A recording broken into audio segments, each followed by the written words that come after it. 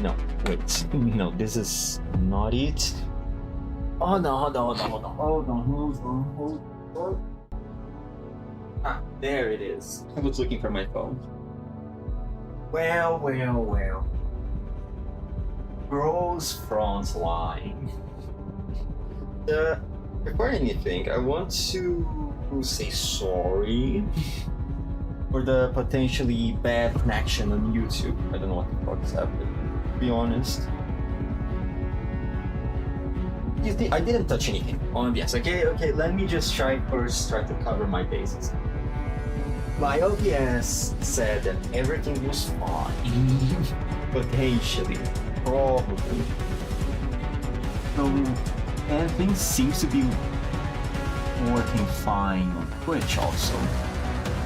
So I can only guess that it's a YouTube. Not my fault, okay? If you want to blame someone for the bad YouTube connection stream, blame YouTube, it's not me, okay? Today's stream is supposed to be a very long one. It's kind of sad considering the bad YouTube connection. But either way, it should be fine. Maybe. Hopefully so. Okay. There it is.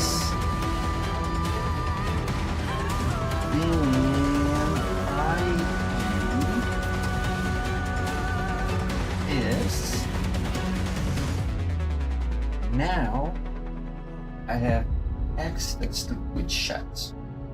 Awesome. Cool. Right. And then this, and now I can see YouTube chats. Good, amazing. Okay, just to be sure, let's quit Discord. Let's quit this thing too. Perhaps it's going could help with the connection. This is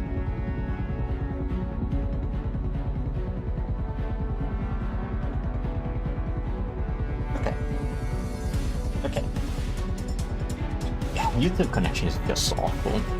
But you know what? I already delayed this long enough, and I don't have the luxury to just skip the stream because there's a lot of story that I need to cover in a very short amount of time, and I don't have the luxury to just delay the stream because of some bad connection. So we are just going to fall. We are just going to roll with it. Right, so today's stream, the objective of today's stream is to simply finish the story today so that tomorrow I can do another very long stream and do Girls Frontline 2 story, the anti-parallel event. And then hopefully I can finish everything on Wednesday. Hopefully. That's the ideal scenario. Because if I don't do that, honestly, I don't know what I'm going to do then. Okay? Alright, so without much more delays, the last stream,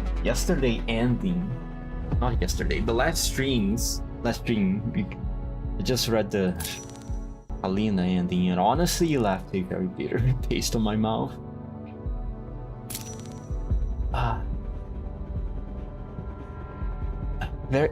It's a very bitter feeling that you left. Hopefully though, the next ones are not going to be as emotionally bitter, let's put it like that, as that one, but it probably will. There's probably more bad endings somewhere around here, isn't it? Very likely. Probably this one. Oh, now that I notice, those bad endings, they have an X on them. Oh, wait, so that means there's only one more bad ending then in that case.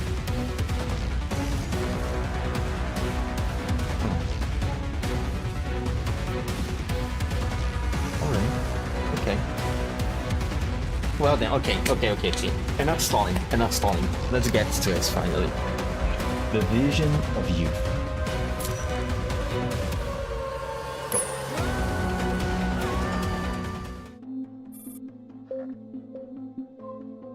Redacted, 2064. At a hotel in the White Zone of Frankfurt.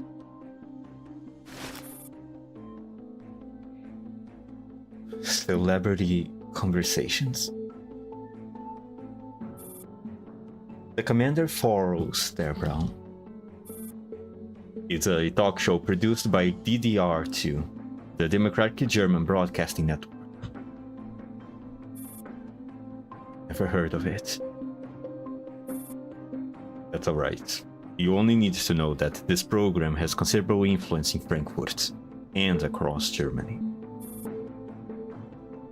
In times like this, the media must take on the responsibility of uplifting public morale.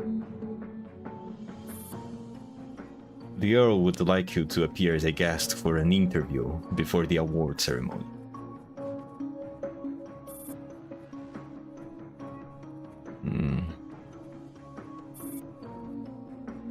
After dealing with the Earl multiple times, the commander has gradually come to understand his methods. The so-called interview is most likely intended to serve as political propaganda for the URNC's upcoming actions.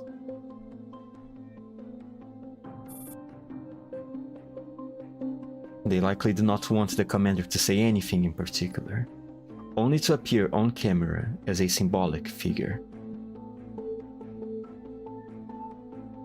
I wonder how the Earl feels like. I mean, if he's still alive by the time that Reverse collapse, by the events of Reverse collapse, I wonder how exactly he sees the whole situation. Does he still believe that his actions are just and right? Or does he have a more... There's some level of regrets and disappointment about what the URNC has become and its experiments in relic technology. I wonder though. After all, the commander is a war hero. Nothing inspires people more than a hollow statue. The people of Frankfurt have just suffered greatly. They need a boost of morale. And your appearance as a hero before the camera can encourage them to quell negative public sentiment. Oh, I don't know. Something just tells me that nothing here is gonna be according to the Earl's plans.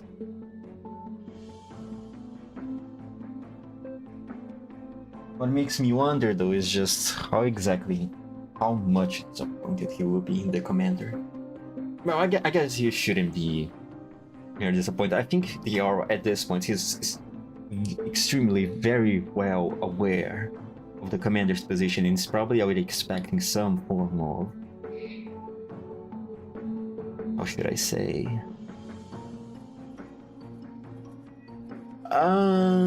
disrespect? No, not disrespect. Defiance, perhaps.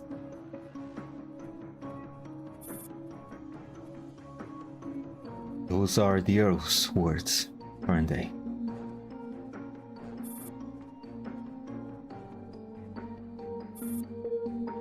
Understood. I will accept the interview. The Earl will surely be pleased with your answer. We have arranged a vehicle for you, as well as an assistant to help guide the interview. You may follow their instructions throughout.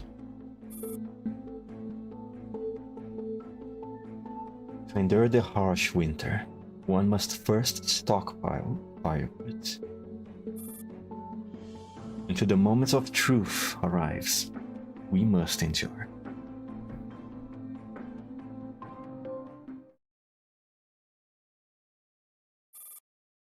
Redacted, 2064.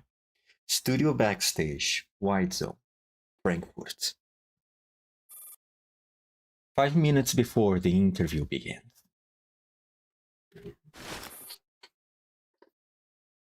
Remember to smile What you present to the audience is the image of a gentle yet resolute hero. In that key phrase, have you memorized it? Be the shining beacon of a brave new world? Not that one, the other one. Make humanity great again?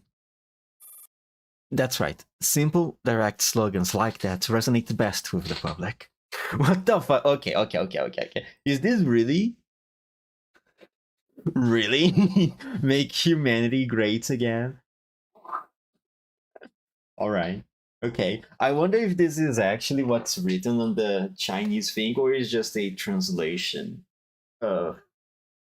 flair to it. You can really tell this was written on our time, doesn't it? You can really tell that this phrase dates the story. It tells us at which moment the story was written. Attention! Lord Oberstein has arrived.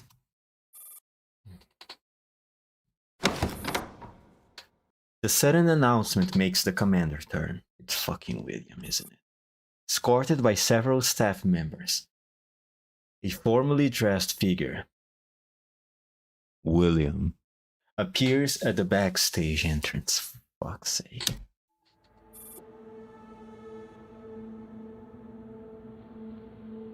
Yes. He still dresses like a pimp, though.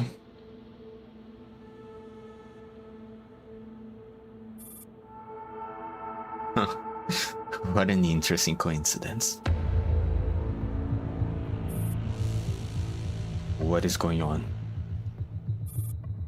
You didn't know? This is Lord Ballard von Oberstein, recipient of the Iron Cross. He will be interviewed alongside you all. Okay, alright. Okay, alright. Okay, Earl. Okay, Earl, go fuck yourself. What is this? Is this a trap or some form of test of loyalty? Like...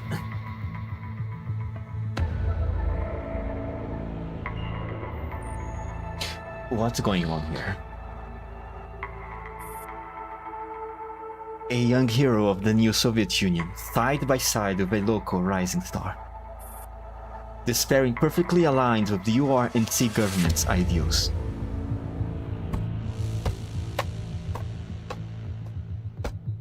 Fuck yourself.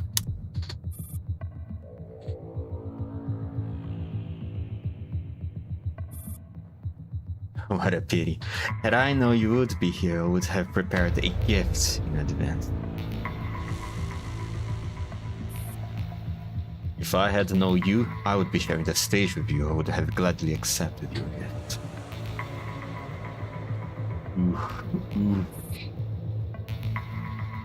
The interview is about to begin. Please proceed to the stage.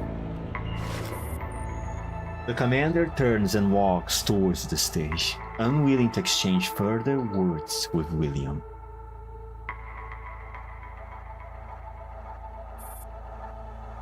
Redacted.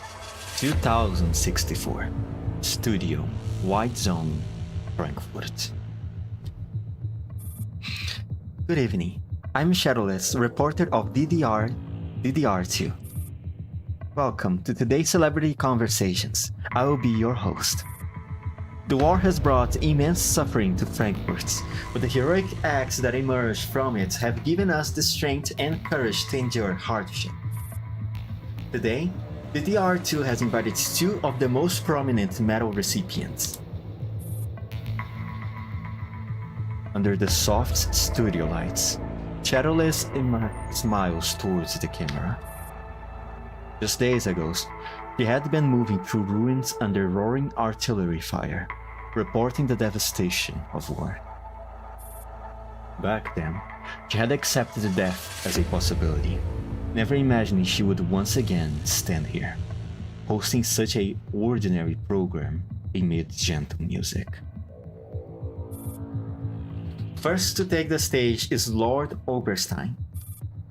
During the war, he actively advanced cooperation with the URNC government, providing key technology and intelligence. He contributed greatly to bringing the war to a swift conclusion. What? I think that's another typo. I think it was supposed to bringing the war to swift conclusion, perhaps. Shadowless suddenly feels a moment of disorientation as she looks at the applauding audience. They are all citizens of Frankfurt. Some have just lost family and friends. We also have the hero of the new Soviet Union, who has mistakenly believed to have died in action and posthumously awarded the Gold Star Medal just days ago. During the war, they rescued civilians, distributed supplies, and cleared roads, and saved countless lives. Perhaps someone in the audience has once helped this very commander. Sorry, it was once helped by this very commander. I cannot fucking read. I need some water. Hold on.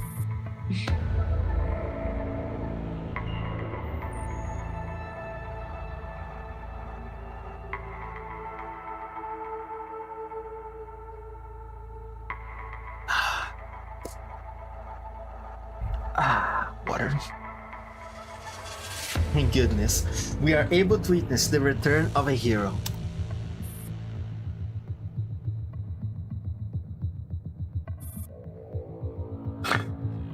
You can feel the tension, can't you? I wonder if she can. Oh yeah, she definitely can also. She can sense there's something awkward and uncomfortable going on. Relying on her keen instincts as a reporter, Shadowless senses the strange atmosphere in the studio. There is an invisible tension between the commander and William, as if they are wary of each other. Now, I would first like to start by asking the commander, what motivated your courageous acts during Frankfurt's time of suffering?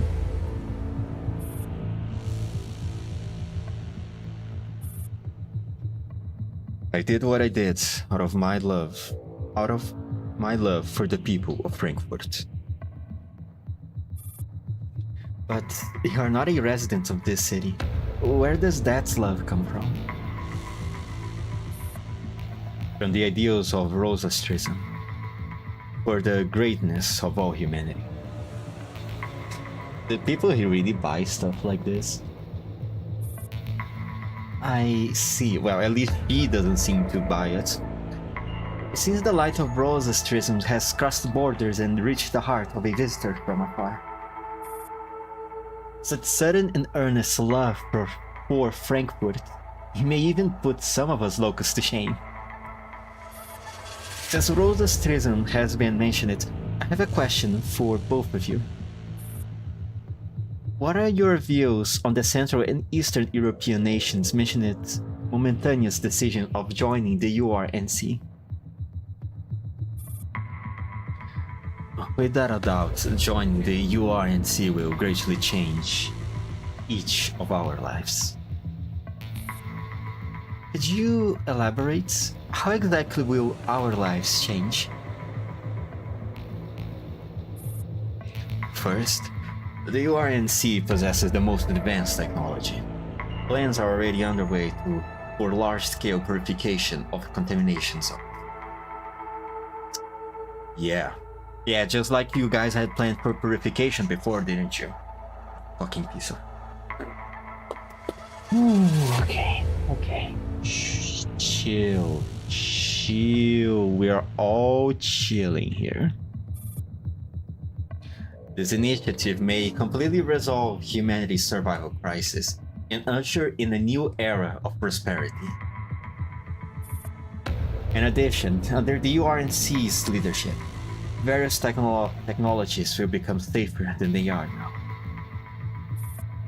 For example, the upcoming doll regulation policies are a crucial measure in response to recent incidents. I don't want to hear this guy talk about doll policy right now. Back when she was a rookie reporter, Shadowless had handled similar assignments. In interviews, she would simply ask predetermined questions while all responses had already been scripted in advance.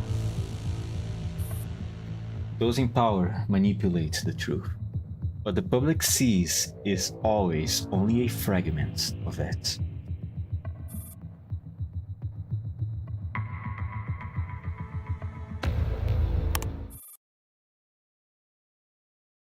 Shadowless turns off the audio of the interview prompt and glances at Falk, the cameraman beside her. Having worked together on the battlefield, Falk seems to understand her intent and grows visibly uneasy. Oh no, oh no, oh no, oh no, here comes the journal. Then, Lord Oberstein, may I ask, are you aware of the reports currently circulating online regarding Cornelia Schaufer's expose? What are you talking about? Cornelia Schaufer was once a research assistant under the Galatea Corporation. On the day of Frankfurt's memorial speech, she delivered a public address. She claimed that the push for comprehensive DAO regulation is actually to make way for illegal patents involving relic technology and human biological components. Oh, here comes. What? Where did this mad one come from? Shadowless. Unexpected move not only leaves Oberstein at a loss, but also throws the entire production crew into panic. Some frantically signal her to stop, while others rush into the control room, seemingly preparing to cut the broadcast. How can we air this? Cut it now! Wait, Chief Editor. Let Shadowless continue. What are you saying? She's gone mad. Are you losing your marbles too? Or do you know the consequences? But the DDR's principles has already been to deliver the truth to the people. Shadowless is upholding that principle. She wants to cover the truth behind this war. Fuck, you weren't like this before. Shadowless must have been a bad influence. You even went to the battlefield with her. It was precisely there that I remember my duty as a journalist.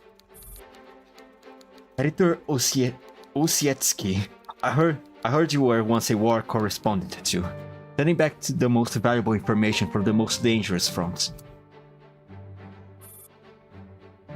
That was in the past. For the citizens, the war just happened. It is not in the past. We are citizens too. Should we not question the truth behind all this? Falk looks at his colleagues.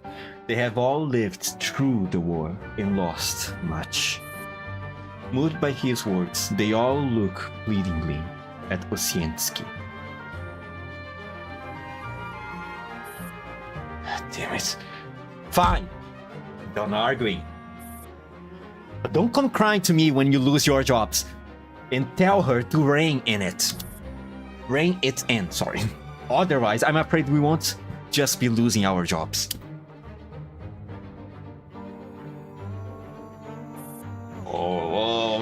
Dog, how convenient to have the crew, the broadcasting crew, going along with your plan. I mean, convenience from a story perspective, but for our purposes here, for my position in favor of the commander, I'm very thankful for it. Lord Oberstein, are you aware of this matter? All baseless rumors. I have nothing to say to that. At this moment, the commander, who has been silent the whole time, suddenly speaks. Oh boy! The desire to steal fire was a man's original sin. I believe everyone still remembers the incident at the Alte Opera. The rumors that Miss Schaffer was spreading may in fact be a kind of warning. The sin of stealing fire? Does that mean excessive technological development brings danger?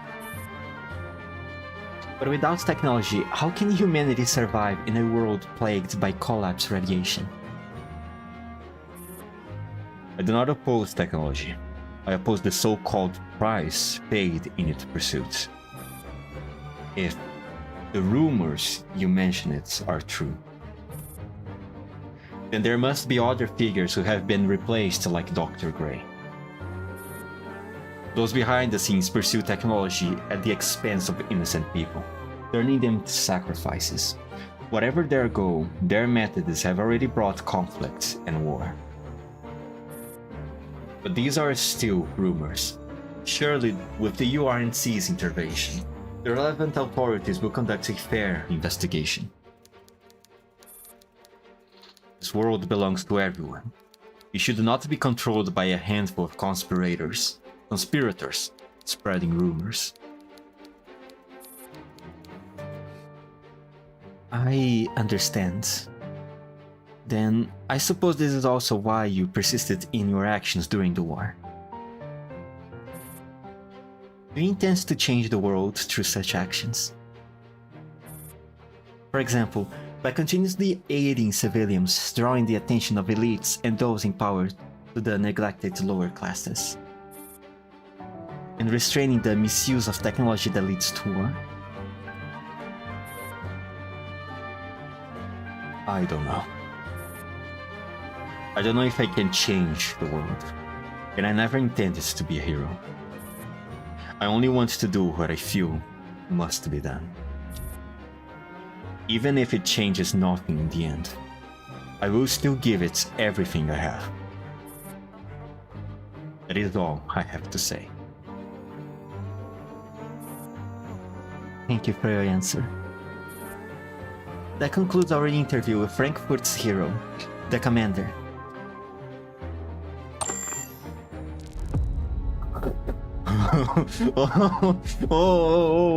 Someone's not going to be happy about that. Someone is not going to be happy at all with any of that. Coming of the promised day. Go. Redacted. 2064. At an abandoned factory in Frankfurt. While the interview is taking place at the DDR2 studio, in an industrial district somewhere in Frankfurt. Outside a factory that has been abandoned for many years, the sound of dry branches snapping underfoot echoes.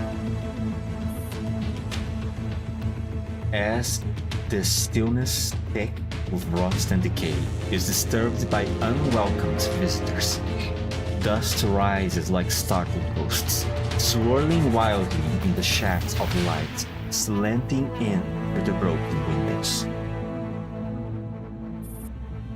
Yeah. Got cobwebs stung up to my face. They are basically like rats rummaging through garbage in the ruins of the city. I don't mind being a rat, but I would at least like a cleaner place to sleep. As we are rats, we better dig out all the dirty little secrets that the Earl has hidden in the sewers.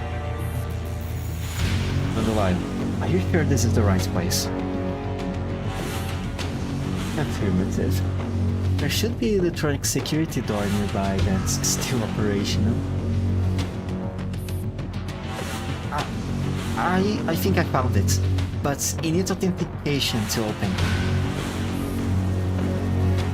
Alina is the first to notice the alloy electronic door hidden among the debris.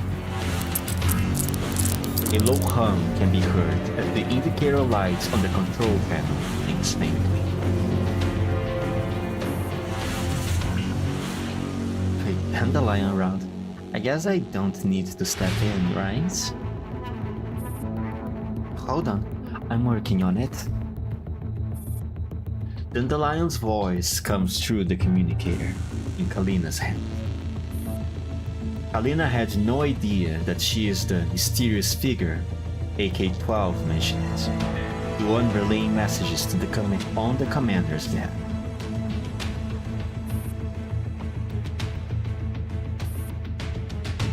Alina looks at Dandelion's virtual avatar on the screen, recalling her conversation with Tokarev a few days ago. What Tokarev doesn't know is the commander's final ending. Only the commander and she know. The reason Dandelion lost her body and why the tank drove down that road.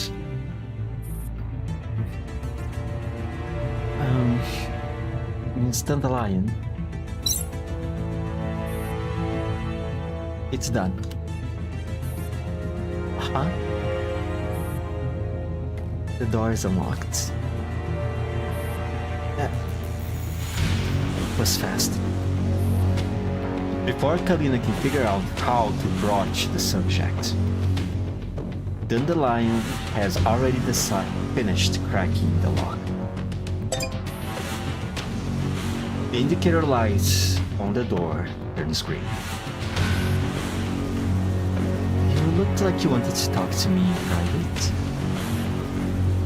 Can't pretend that the hack is still underway and keep 45 and the others waiting a bit longer if you want. It's not anything important.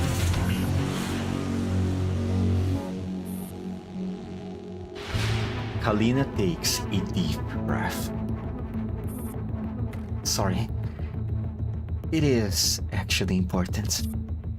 Miss Dandelion, is the commander okay? The commander is fine. At this very moment they are delivering an inspiring speech to all of Frankfurt. Unfortunately, we can't watch the broadcast. A speech? What's going on? It's complicated, but don't worry, I'm monitoring their situation constantly. I won't let anything happen to them. So, you really have been staying by their sides all along, the lion. I have some more good news for you. The neural records of Tokarev's squad has been successfully recovered. Task Force DeFi is securing new frames for them, and they should be rebooted soon. Really? Thank you. No need to thank me. It's the commander's orders. Once they set their mind on doing something, they don't give up until it's done. I've been so busy doing their bidding, I haven't had any rest in quite a while. That's right. Once the commander gets to work, they drag everyone else into overtime. Doesn't even realize it themselves. Which is why, when things finally fall apart, they are usually the first to go down. Exactly, and that's why I am always so worried about them. Honestly, even when I'm not around, they haven't changed at all. Are you two done talking? We need to move on. Doors open. I have also scanned the layout ahead. The commander's orders are to infiltrate this facility. I expect guards inside. Guards? In a abandoned factory like this? We want to know if it's truly abandoned or not until further investigation. Indeed. Stay ready for combat. Jarge 11 and M16 will take points.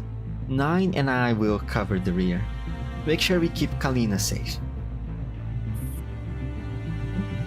If possible, I would prefer rear guard duty too. Sounds easier than being the vanguard. I'm definitely requesting a transfer once 416 gets back, and taking back all the rest I'm owned. Oh, sleeper people, you have no idea what you're about to get yourself into.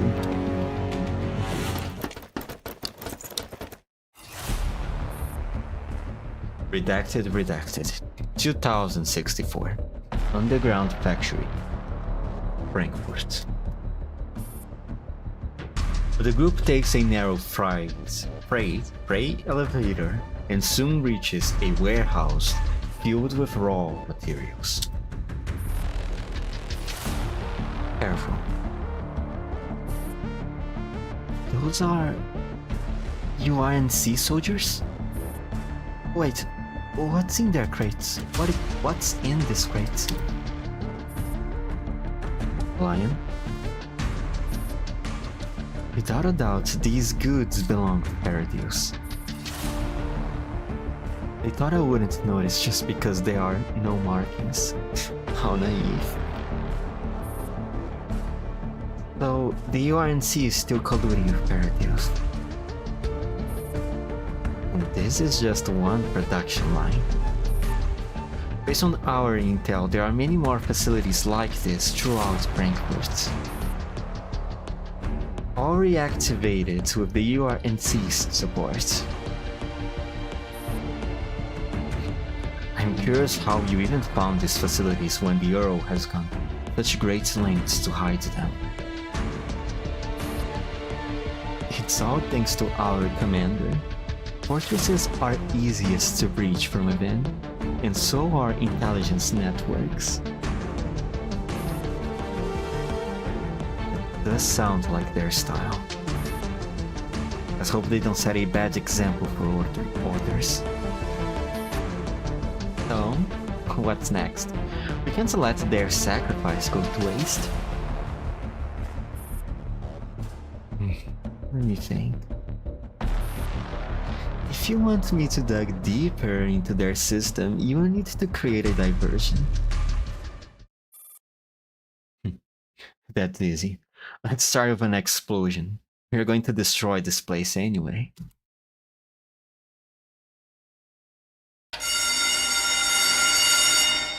A few minutes later, alarms blare throughout the factory. Gunfire and explosions erupt one after another. Several tear gas grenades are thrown from unknown directions, and thick smoke engulfs the guard's vision. Intruder detected on lab E4. 4 targets, including T-Dolls. Open fire.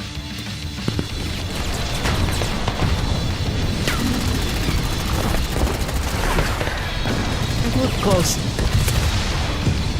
You're outgunned, and they have us pinned down. 45, don't you have GRG11's battery switch? Should we turn it on? Wait, no, I don't want to change in here. I will get shredded. When one of us gets shredded, then all of us, right? Calm down, stay behind cover.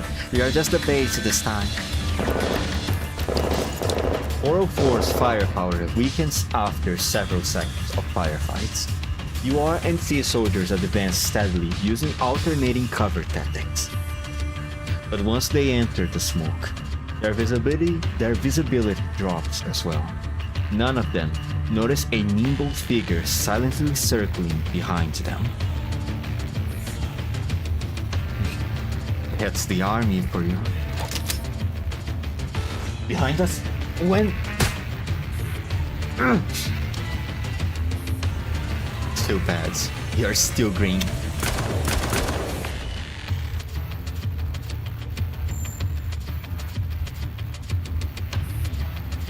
There should be enough of a diversion, right? This is more than a diversion. It's a full-on assault. Did you find what we are looking for? I have hacked into the factory's main system and found some interesting records. Its production line was active for a short while a few days ago. The groups were shipped to a single location. It should be the place the commander has been searching for. It jackpot. Looks like 404 wasn't paid for nothing. Hey, why not check the other factories and labs too? The data is encrypted. I will need more time to crack it.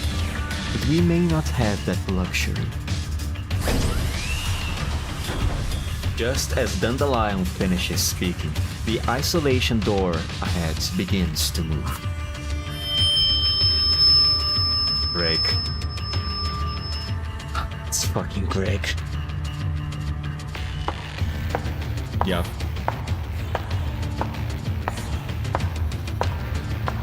This is going to be a problem, isn't it? Can they fight Greg? I mean, they are elite dogs, but they probably can, but... I don't know. These Paradise elite dolls are always such a trouble to deal with. Be it Bramids or... what's the name of the others? Styx, Morido, and so on and so forth. Through the haze, accompanied by that familiar hum, a white figure emerges. What is that? Inito? I've never seen one like this before. It's Greg. Didn't expect her to be here. I don't want to fight her. I recommend you hightail it out of there. UINC soldiers are also converging on your position. Yeah, can't be helped. We mustn't get trapped here. All units prepare to break through. Withdraw immediately.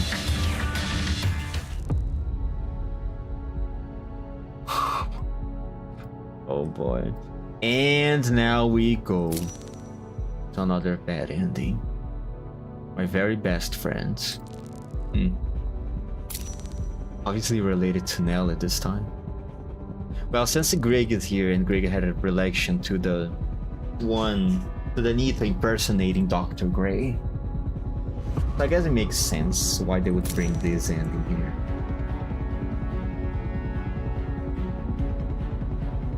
Oh man, how bad could this be? It can't be that bad, right?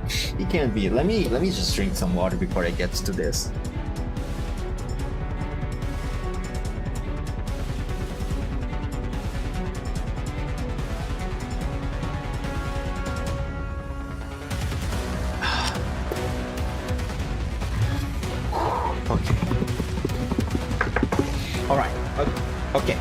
Okay. You know what? I'm doing all this emotion preparation, but honestly, it can't be that bad, right?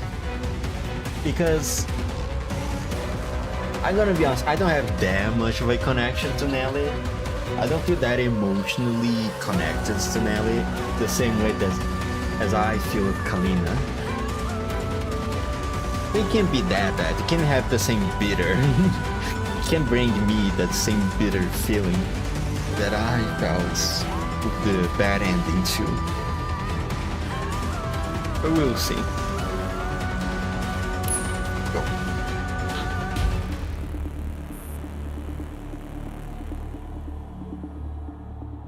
Okay, now when is this? Oh, okay. Now I know exactly where we are. 2 hours, 15 minutes until the Nidhogg protocol takes full effect.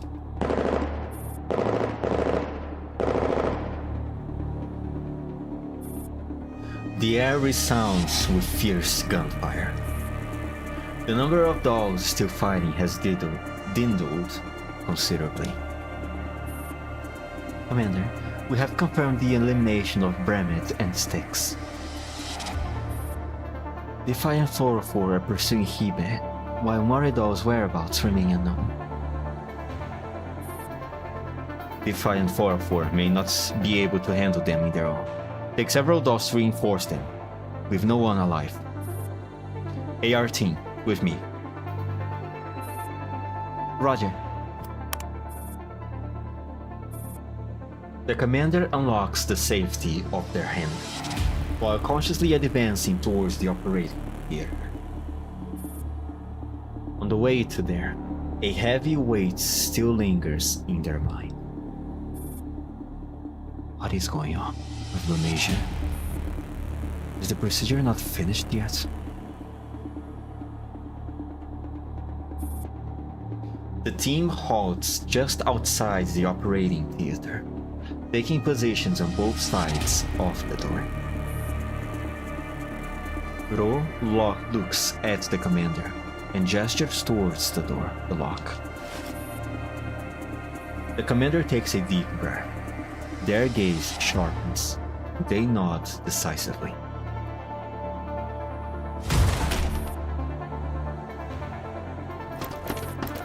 The door bursts open, and AR team storms inside. In a flash, they raise their weapons and secure the room. The moment the commander steps through the doorway, they see the face that has haunted their dreams for years. You. Huh.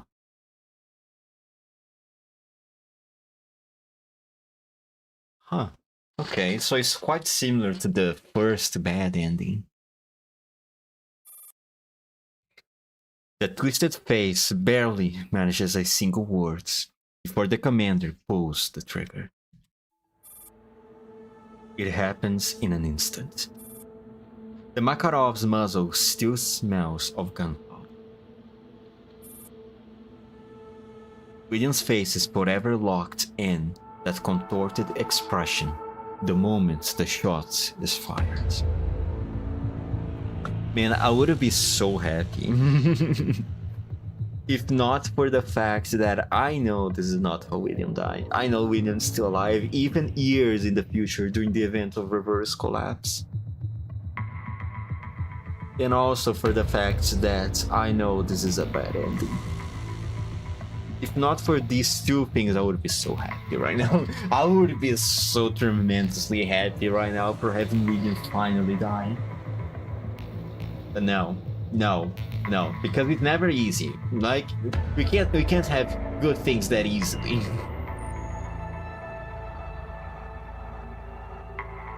If this bad ending is related to Nelly, maybe is this a possibility of Nelly joining Paradise, maybe? Because I can't really imagine how else she would be related. The events that are occurring here right now. No excuses, no hesitation. No explanations, no deception, no mourning, no repentance. No questions left to ask. No truths left to confirm. They simply aim, then fire. Nothing more.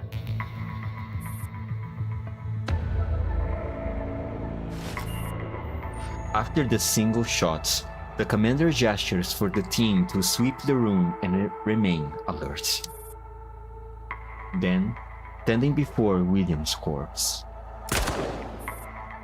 they aim at the heart. Bang. The abdomen. The head.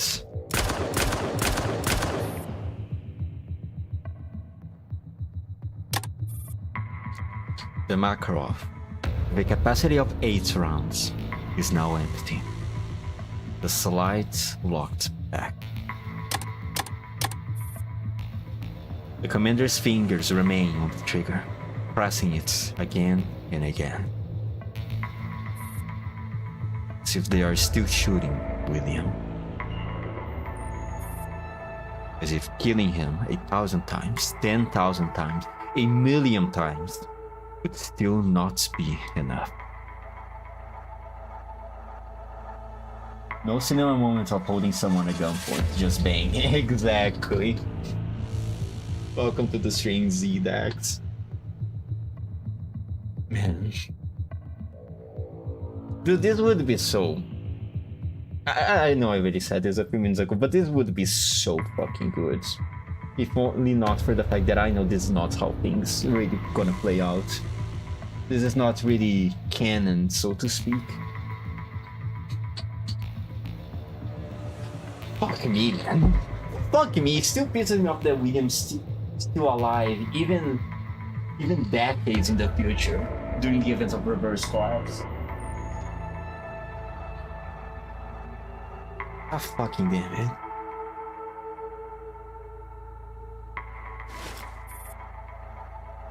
Commander. Bro stares blankly, at a loss as to what to do.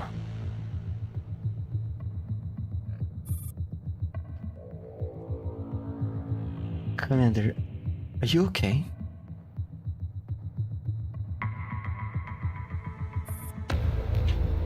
She's about to step forward, but then the commander lowers the pistol and walks out. Too many have died by his hand. Too much blood has been spilled. The crimes committed, the path we have gone down because of him, allow no room for mistakes. This is the only way the dead can be put to rest. Now the blood can finally stop flowing.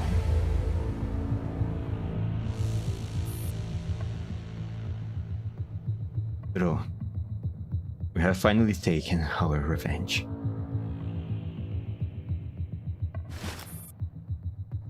With that, the commander removes their cap and leaves. Bro has never seen that look in their eyes before.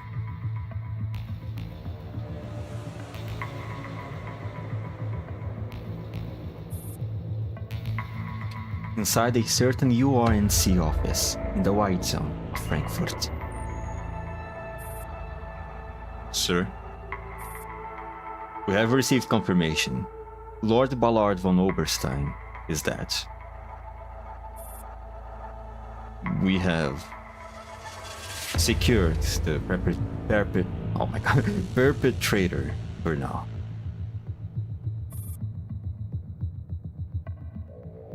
How should we proceed? Go fuck yourself, bro. This fucking guy. Oh my god. Oh my god, bro. I really wanna know what the Earl thinks about the URNC future. Not right now. And when I say the URNC future, I really mean more like a during the events of Reverse Collapse, seeing how the URNC has become that far in the future, and their deep relations with William, and I think Paradis is not even active anymore, right? At that moment of time, right? Well, they are active, but they are not known as Paradis anymore. They have been fully assimilated by the URNC. I wonder how he feels about that. If that's what he really wanted. The relic technology, the shriek cells and everything. He probably likes it. I don't know. I can't say I really understand this guy fully.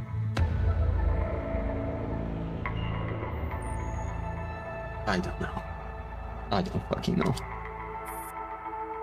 The Earl stands by the window with his hands clasped behind his back. Frankfurt stretches before him, yet he looks upon it with indifference.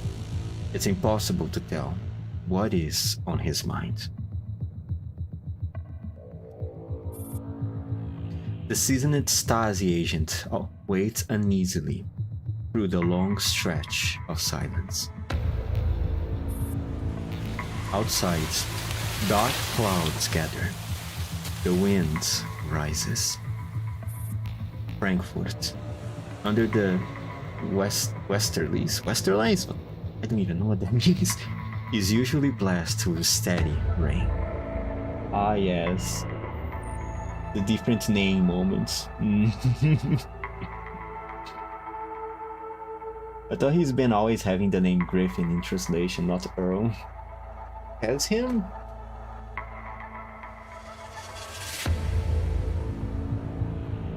Oh yeah, because his name is Lion Griffins, right? But I thought that the Earl was more like a code name that people would assign to him. Honestly, I wasn't really aware of this difference in translation.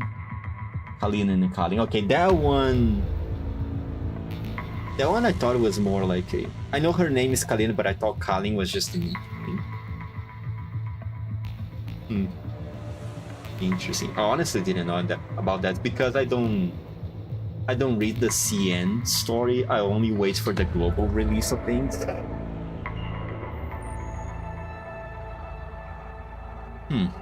wonder why though. I wonder why there's this difference. I can understand with Kalina, but the Earl not so much. Okay, moving on. A gentle wind in peaceful times, bringing moisture and life. But in times of turmoil, it becomes a storm wind, summoning oppressive clouds and lashing rain. Sure enough, the once gentle wind shifts. In an instant, a storm starts raging outside. Watching Frankfurt swallowed by torrential rain, the Earl finally speaks. In the end, the commander is neither hedgehog nor fox. Just an ordinary Joe who crossed the line. Ordinary, yeah, very ordinary. Just an ordinary Joe that somehow got the favor of a divine entity that can manipulate fate. Yes, extremely ordinary, Earl. Go on, keep thinking like that. The most wanted man by both government and dolls alike. Rain lashes against the window with sharp staccato taps. But the interior of the office remains deathly silent.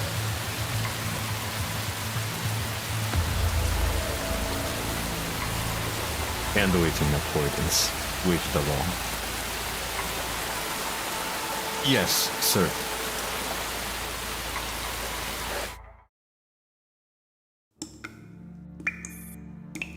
Yeah, and translation is inconsistent had used both. Oh man, that kind of sucks, doesn't it? Might bring quite a lot of confusion.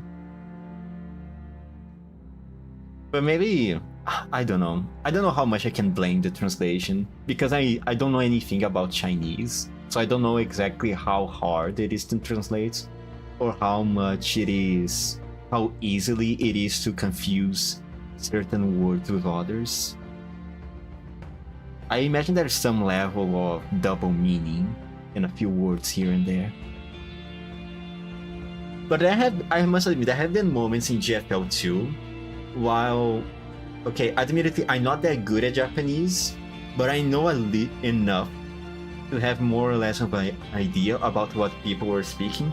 And there has been some moments during the main story chapters, the ones that are dubbed, where I can clearly see that the translation and the voice lines don't really match.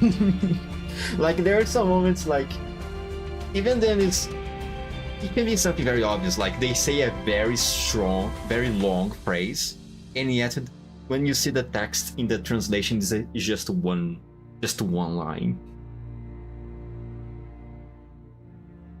Yeah, the translation has some weird moments, and I must agree, it's kind of awkward, and I don't know exactly why they did it.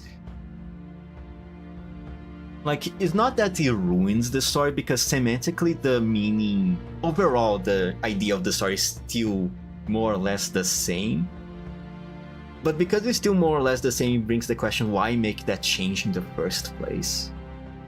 Why do the extra step of making a translation that doesn't exactly match with what is being said? I don't know what's happening. I can't say I understand it. Never have tried to do translations before. In a certain prison in the wide zone of Frankfurt, Time stretches into something immeasurable. In the darkness, it thickens, like congelating hydraulic fluids, barely flowing.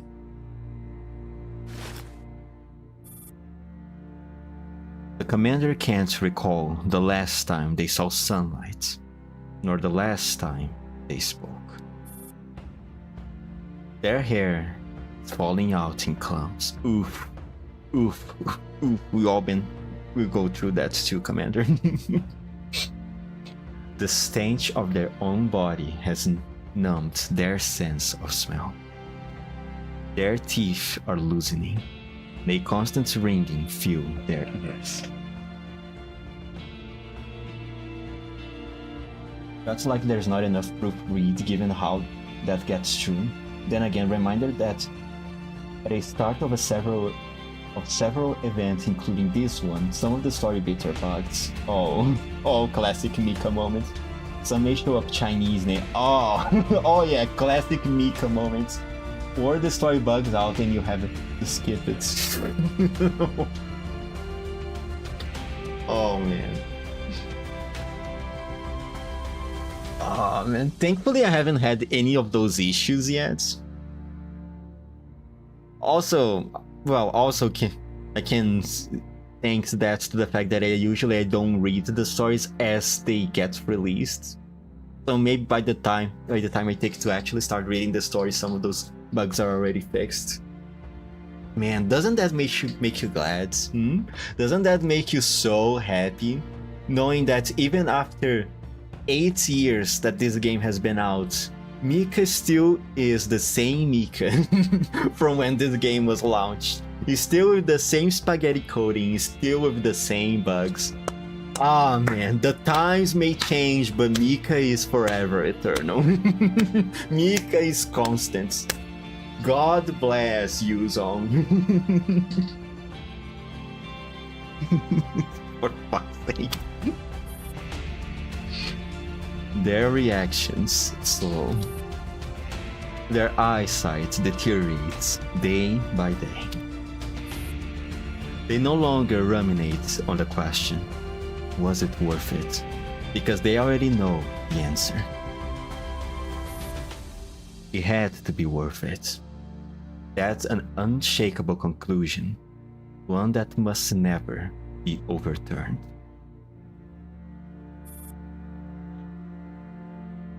Though imprisoned, only the commander themselves knows who truly saved Frankfurt, who deserves the Gold Star medal. The fact they are now in the sorry state is no accident. It's the doing of the URNC's upper ranks. Story is not always progressive. This is merely the polar night before dawn. There was no mistake. Everything was worth it. They must think of it that way. There's no other possibility.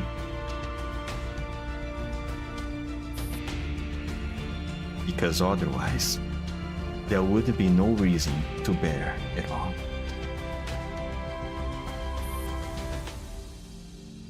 If it wasn't worth it, then it would all have been.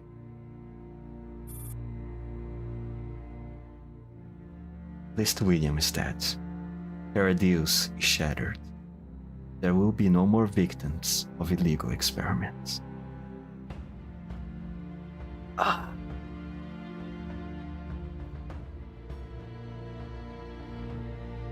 don't know if I can say that for sure, Commander. Especially considering that Nelly appeared before when I selected this stage. This is probably an ending where Nelly joins Paradise, isn't it?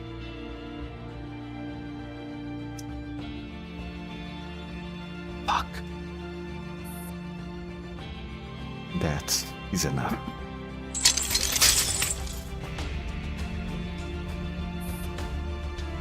The commander looks up at the sound of the prison guards striking the iron door with a baton. 10796. Come get your slot.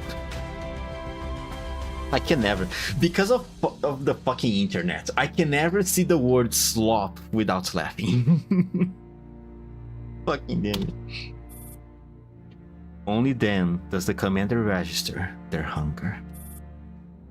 Meals have always come at the guard when, so there's no point in feeling hungry. Learning how to suppress one's biological needs is the key. Move it!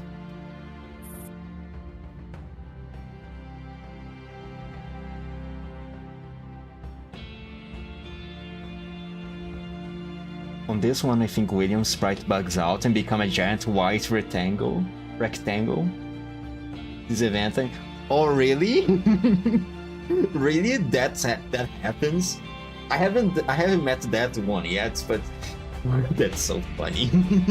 It's like what was it called? Oh yeah, is it quite like that South Park episode where they wanted to do an episode where they would put a image of Allah, but then they started receiving some terrorist threats, and so they still aired the episode, but they censored the Allah character with a giant black rectangle on the screen. Is that how it is? Man, that's so fucking funny. And the story soft locks for the remainder of the bits. Ooh. Oh no, I hope that doesn't happen to me.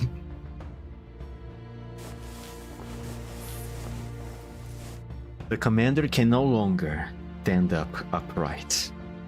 Their spine and limbs have degenerated, so they crawl. No. Wriggle. Towards the door. Once, this would have been humiliating. Now, it is nothing.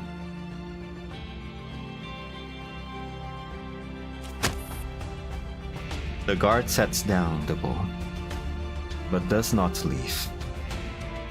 Unusual. But it doesn't matter. Humiliation, torture. He can do anything he pleases. It's all routine at this point. This ending though, I wouldn't be surprised if all the dolls end up dismantled. Oh, bro, definitely. Definitely. I wouldn't doubt that either.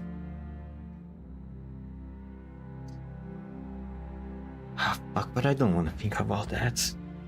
There's something about having anime girls die.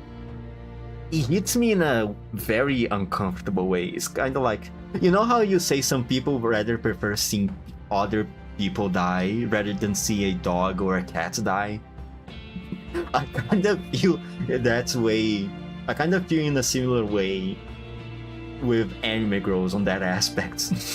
I'd rather see a real person die than see an anime girl with a horrible fate. Does it make sense? Or am I weird for that? It's all routine at this point. The commander reaches for the bone. The gruel is as foul as ever, and can barely be called food. They eat anyway, wolfing it down, rotten. Sour tastes fill their mouth.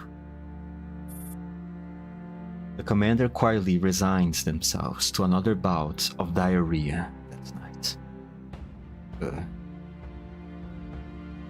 But how long has he been here?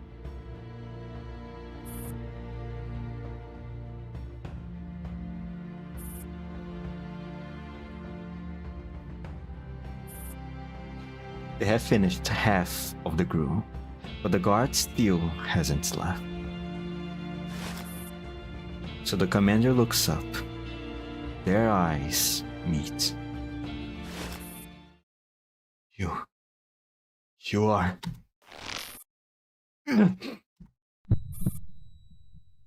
The moment they notice something wrong about the guard, their tongue and lips go numb. A prickling sensation spreads across their mouth.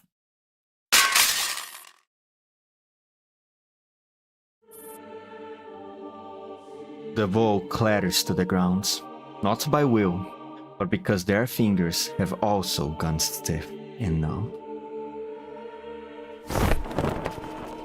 They struggle to stand up, only to collapse in a heap again.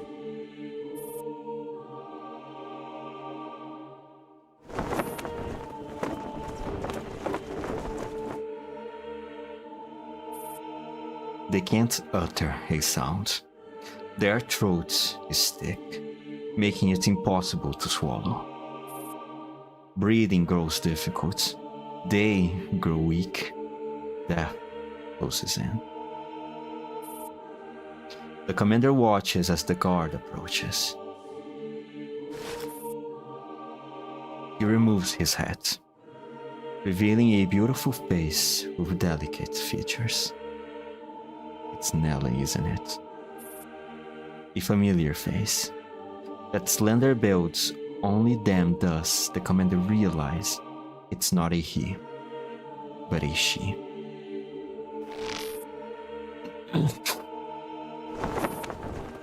They writes on the ground, but their body refuses to obey. Thank God I don't need to worry about that then. It's persisted for like a day or two. Oh, at the very least they were quick to fix it then. Thank you, Mika.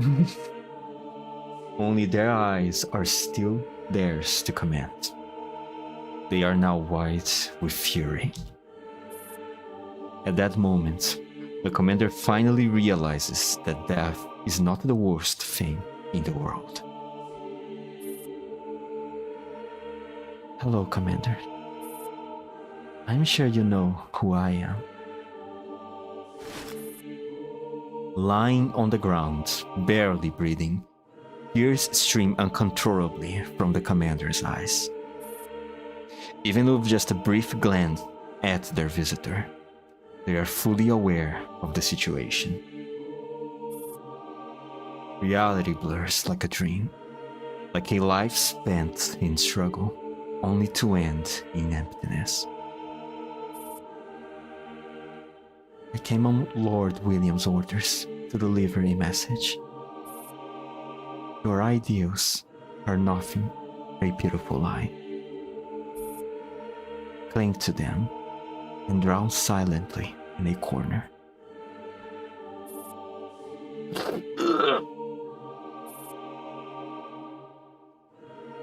That might be a happier ending for you.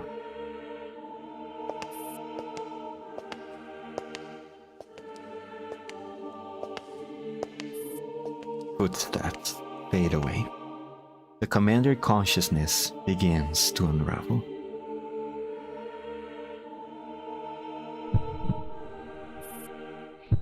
The commander gazes up at the ceiling as they lie flat on the floor. The dim light gleams like the scythe of death. The ringing in their ears becomes his whisper.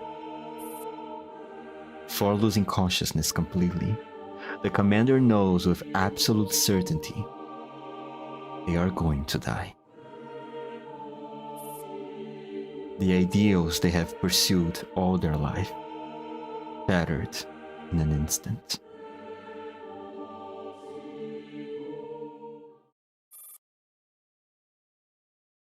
What a despicable, powerless life they have lived. As the commander breathes their last, all they feel is bitterness and resentment.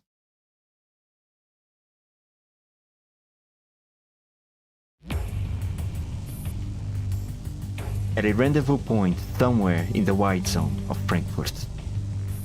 Oh man, fuck that. Fuck this end. Jesus Christ. Thank fucking God this is not canon, quote unquote. I mean, it is canon because it's officially appearing in the story, but it's not canon for our current timeline.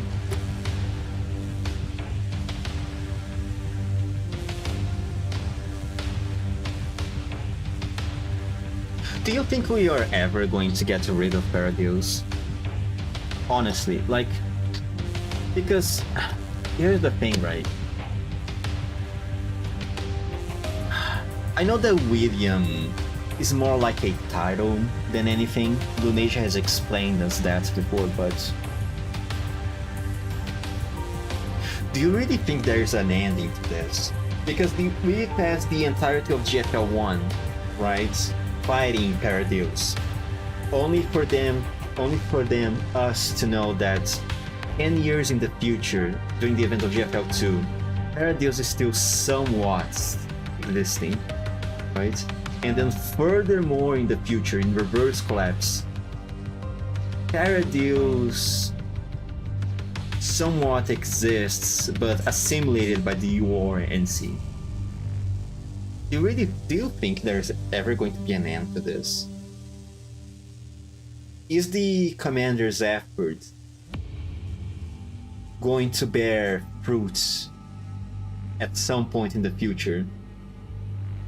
Or is just serves to delay the inevitable? And it's going to be a forever, eternal struggle in the history of humanity.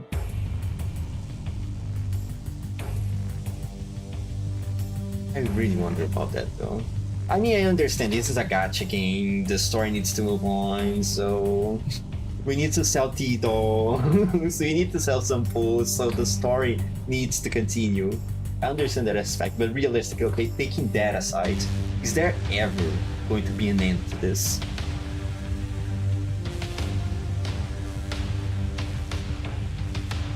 I mean, it probably will, but I don't know. Maybe I'm just thinking too much into it, and it's really not that deep. It's just a story. I don't know. I don't know. There's no way this is like over a month or something. This kind of treatment would kill.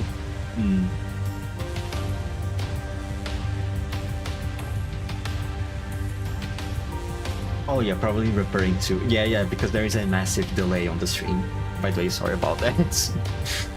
I don't know how to fix this. I tried various things and I can't fix this massive delay. It was good yesterday, but today I don't know what happened. Yeah, but it did seem that the commander has been there for quite a while. I would imagine probably a few months, 6 months at least, I think. Unless they really treated him very harshly, a short amount of time.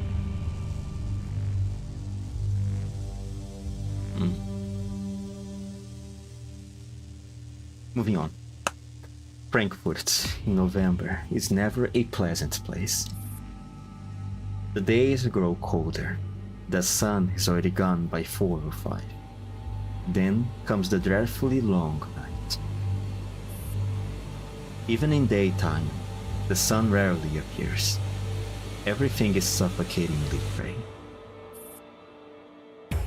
Over Frankfurt hangs not only visible clouds, but unseen political undercurrents.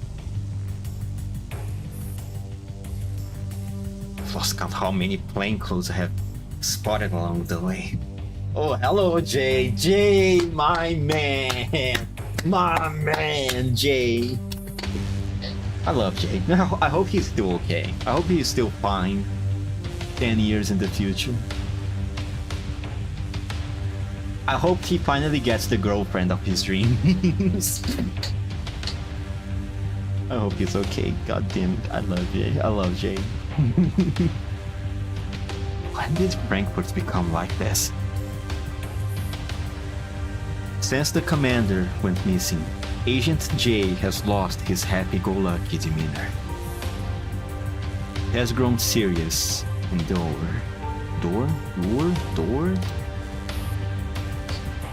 The reason is the city's quiet transformation.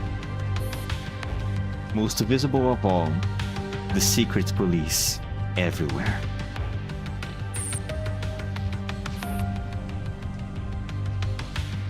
Kevin, are you being followed?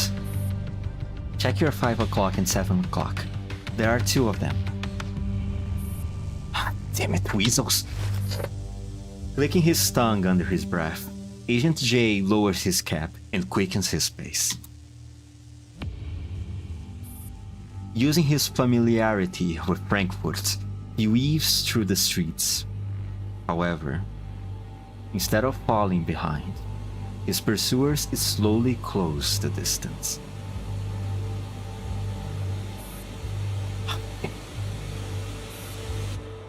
There's an alley ahead that leads to the sewers. You can shake them there. Got it.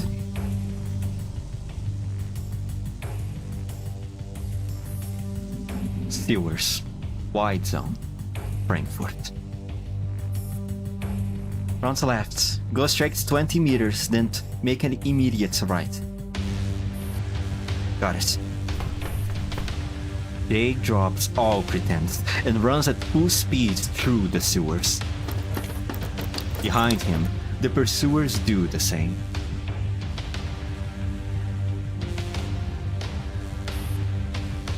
At the next turn, Jay is almost overcome by despair. It is a straight corridor.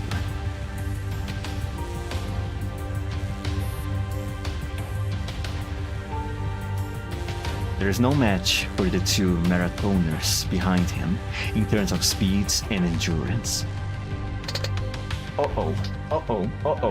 Wait. Let me check something.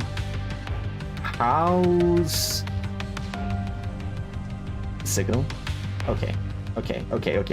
Sorry, I got a notification on my computer, and I thought the signal fell off or something. Never mind. Everything's safe. Sorry. Sorry. I really struggling with the internet here right now. He's only managed to stay ahead by navigating the maze-like sewer system under 45's guidance. But now, in this corridor that's straight as an arrow, there's nowhere for him to turn or hide.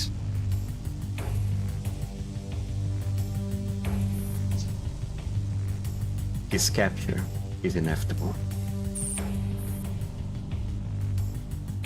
Hey, where do I go now? You lot from Nonfa be a little more helpful. I'm sure they are doing their best, okay? Oh no. Hey, answer me! Shite. Signal lost? Now? No choice. From here on, he's on his own. Jay glances back. The two figures are getting closer.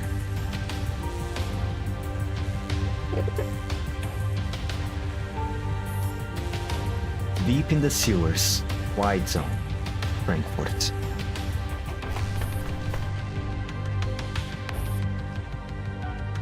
The sound of footsteps draws closer and closer, while Jay's stamina is already at its limit. Catch my breath. Am I going to get caught? Damn it. Just as Jay is about to draw his sidearm and make a last stand, he suddenly hears several extremely heavy footsteps coming from above his head. Pursuers are above me? They're trying to kill me outright. But something feels off. If those are footsteps, they are far too heavy.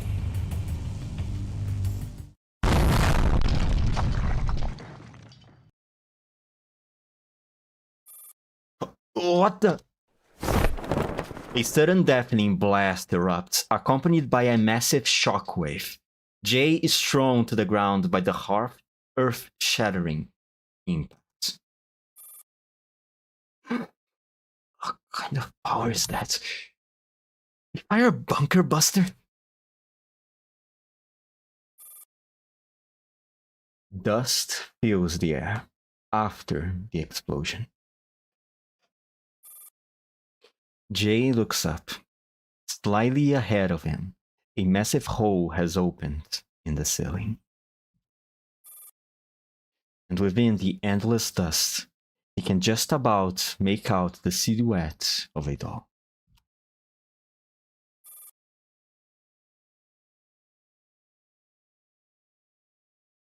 Oh no. Oh no, I don't like this. I don't like this.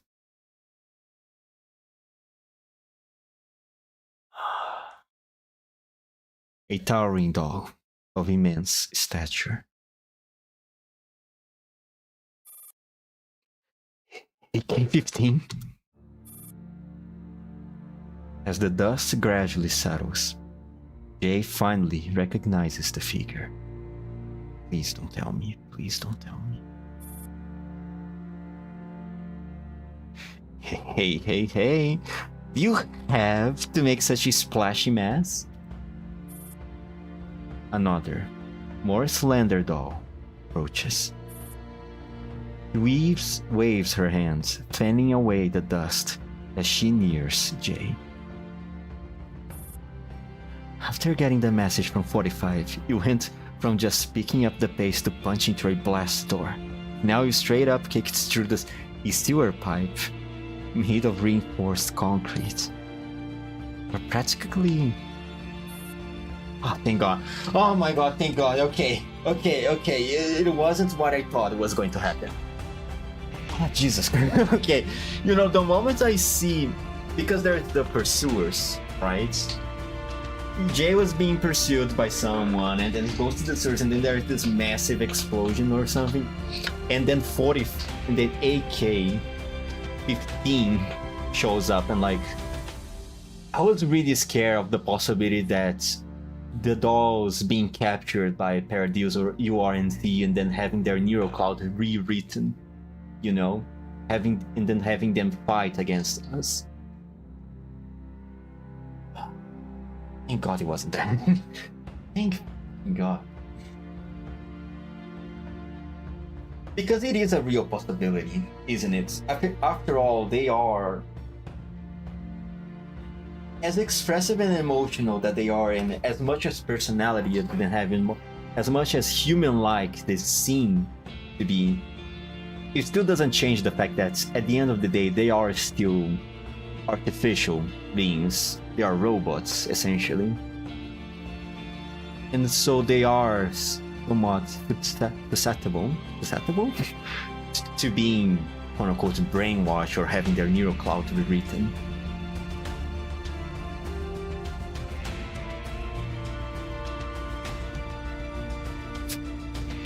I don't know if that's worse than having them die, though. I was about to say that it felt so delayed. I had to reload and realized my chat came way too late, so it cannot be from my ends. I will probably see this in the screen 6 minutes. Yeah, sorry about that. I really don't know how to fix this, because it says my connection with the internet is fine. In fact, Twitch even says it's excellent. YouTube, on the other hand, says there's an error and there's massive buffering. Try to unplug my router, try to restart my computer, try to run many things, and yet nothing seems to happen. Nothing seems to fix it. So sorry about that. But I can't afford to delay the stream. I need to finish this story today, because I still need to start reading GFL2's event, the anti-parallel events. I haven't done that yet also, and it's going to end in less than a week away. So I need to push it through. Worst case scenario, people will just have to be forced to see my VODs on YouTube. Which honestly is not that bad, at least for the YouTube audience. For the Twitch audience, it's gonna suck though. Sorry. High-speed train at full throttle. The two of them jump down from the shattered pipe, AK-15 destroyed, and land beside Jay. I thought I was gonna die. Seeing familiar faces appear one after another, Agent Jay's expression finally relaxes a little. He gets to his feet and dusts himself off. By the way, she asked us to pass on a message. We are with Griffin. Don't get that wrong. Fair enough. None of us are here on official duty anyway. Speaking of official duty, the Stasi sent them, right? Aren't they your old colleagues? Why are they running after you like you own that money? There were no Nitos among my former colleagues. Nitos? Following Jay's gaze, the group looks towards AK-15, who is walking out of the billowing clouds of dust. It still impresses to me that the AK-15 can just smash through walls like it's nothing, like it doesn't mean anything, right? She tosses something she's been carrying onto the ground. It is a Nito, missing half of his body, completely lifeless. Why are Nitos wearing Stasi uniforms? For the past year. The past year? Okay, so the commander has been imprisoned for...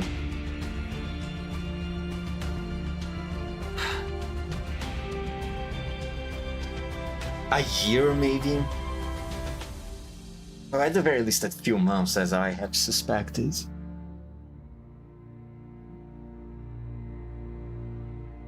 Wait, but what about Lunasia in this timeline then? Because she didn't seem, at least she wasn't even mentioning being in the operation room here.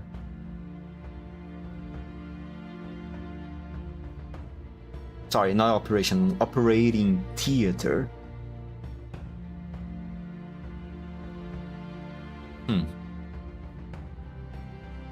Weird. For the past year, the number of secret police in Frankfurt has increased fivefold, with almost 3 Stasi agents watching every 2 households. But with the war being so recent, the population losses haven't been recovered. Not to mention the negative birth rates. Oh, we are suffering that too, Jay. In the real world, we're suffering a negative birth rate too.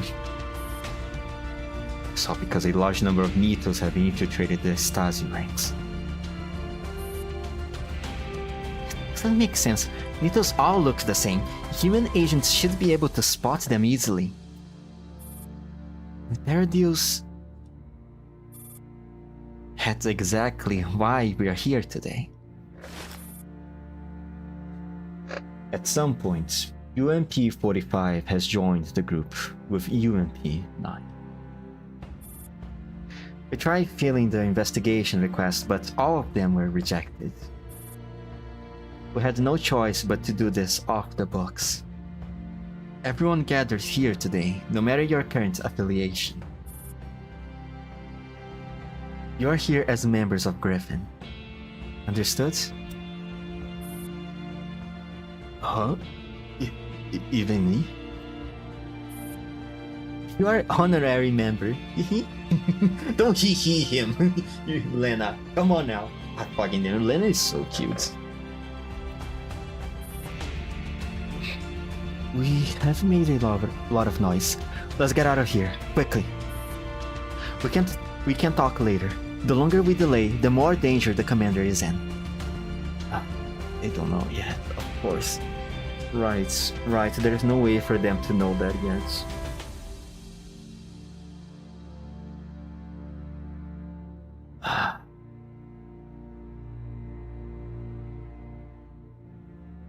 hate this timeline.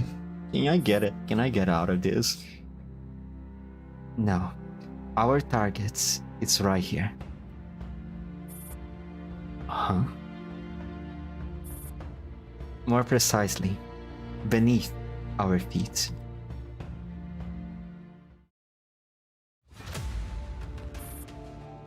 Deep in the sewers in the wide zone of Frankfurt. So the ones coming after me just now were the Nitos guarding the lab. The group forms up and advances cautiously, with AK-15 taking point. Along the way, they encounter several Nitos, but they are silently taken down by AK-12 and AN-94, who handle reconnaissance. Reconnaissance?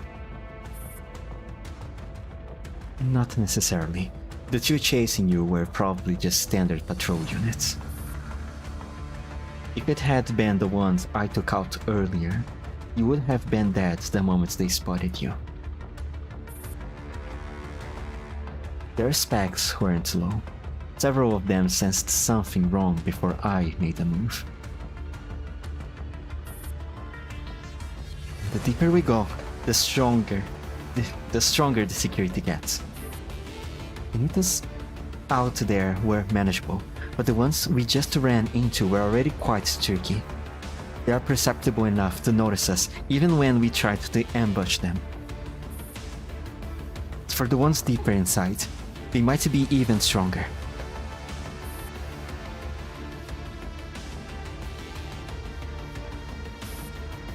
So, are you going to tell us what's going on now? What on earth happened to the troublemaker? A while back, about a year after the Battle of Frankfurt, 45 came to me saying she couldn't contact the commander. At the time I would just been kicked out of the Stasi, and I had no connections left. Without solid intel, we couldn't act recklessly, so we stayed under the radar. We investigated for a long time, didn't get much, but one thing is certain. Paradise didn't disappear. If anything, it's thriving, and it's operating at an even larger scale.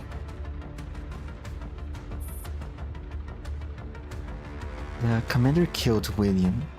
Paradise should have collapsed. How did it turn out like this? The timing of Paradise's resurgence matches the moment the commander disappeared. Even a child wouldn't believe there's no connection.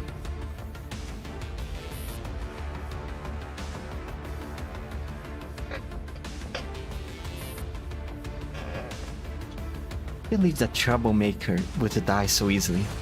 They must be in trouble. That's why I am here. Commander has to be okay. Man, this timeline sucks. This timeline fucking sucks, man. Thank fucking God. Thank God this is not canon.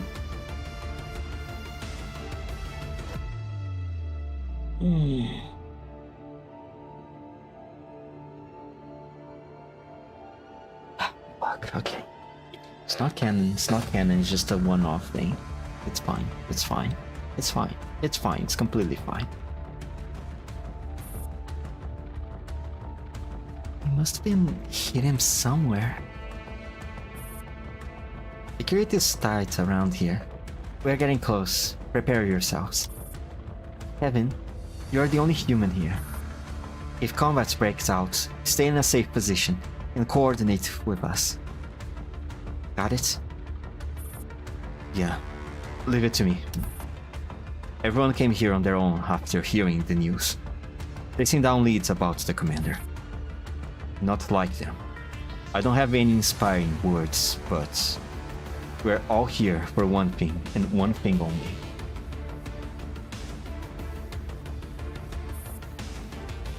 If the commander is alive, we find them. If they are dead...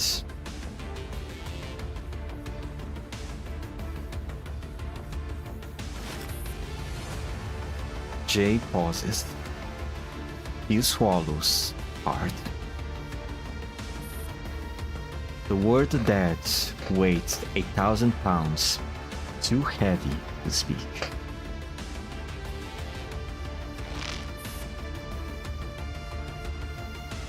If they are dead, we avenge them.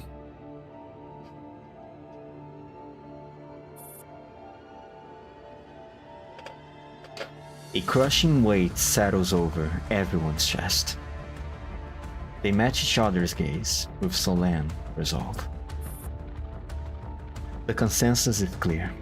The only path forwards is to break through the fog and uncover the truth.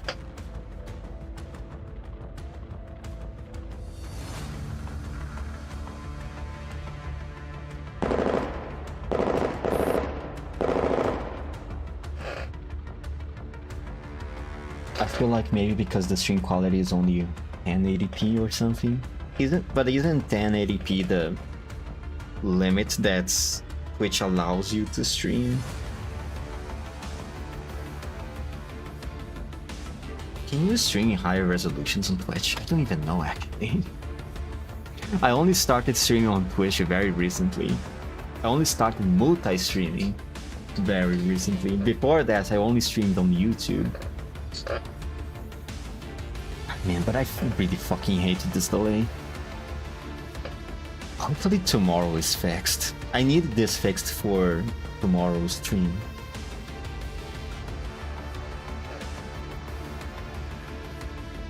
Okay, there's nothing I can do. There's nothing I can do. I need to move on with the story.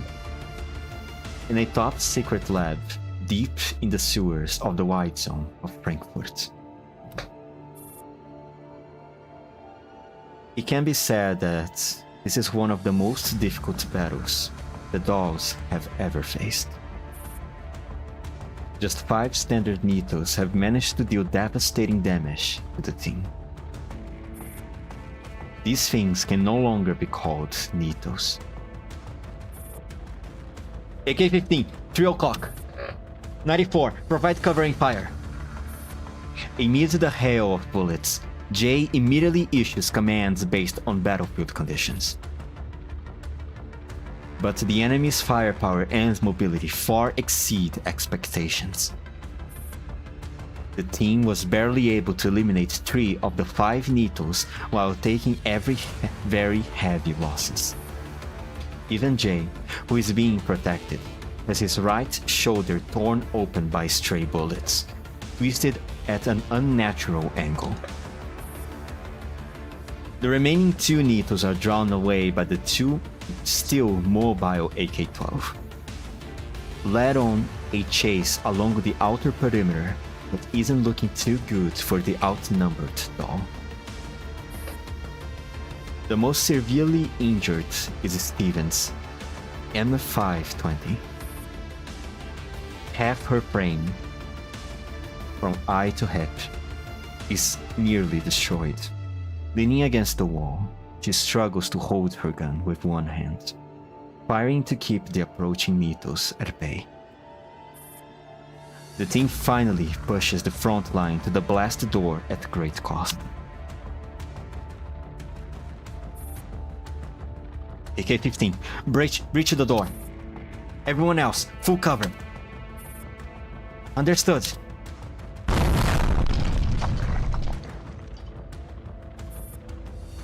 AK-15 charges forward, but this blast door is less a door and more a steel wall. Even AK-15 cannot break through it quickly. The delay forces everyone to extend the defensive cover, but the enemies show no mercy. Jesus fucking Christ. And then they're going to go all this trouble just to find out that the commander is already... Oh, God, fucking then this timeline sucks. Just out 3 and reinforcements have already arrived. What are these things anyway? Are they as alloy and fast as hell?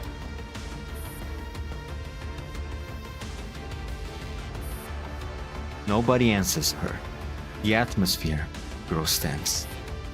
Everyone knows how this will likely end.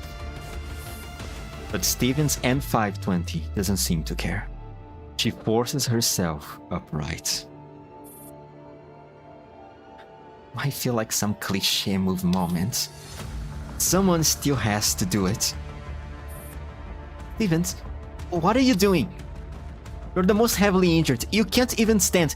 Don't be ridiculous. Hey, high-speed train. How long do you need to break the door? 3 minutes. But I need full concentration.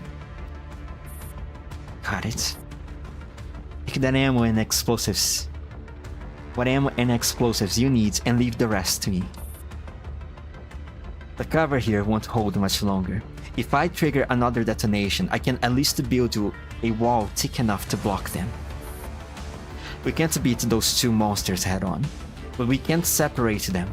Their movements are unpredictable, so someone needs to seize the moment. That someone is me. Stevens lifts her head. Her gaze sweeps across everyone.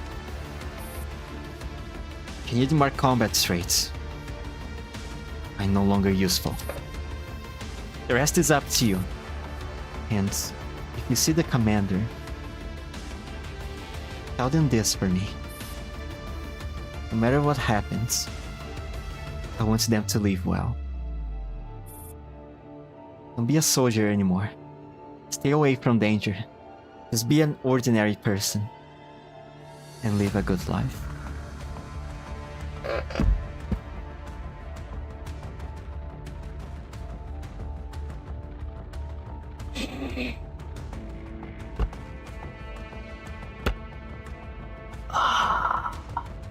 Fuck me.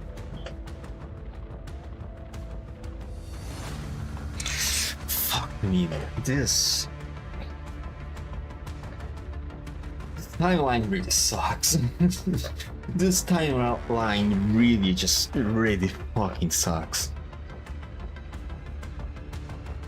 And this, everyone, is what we call dramatic irony. When the audience knows something that the characters do not.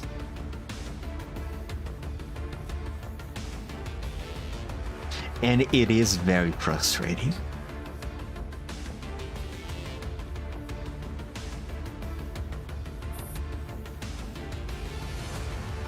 Ah man, this whole thing sucks.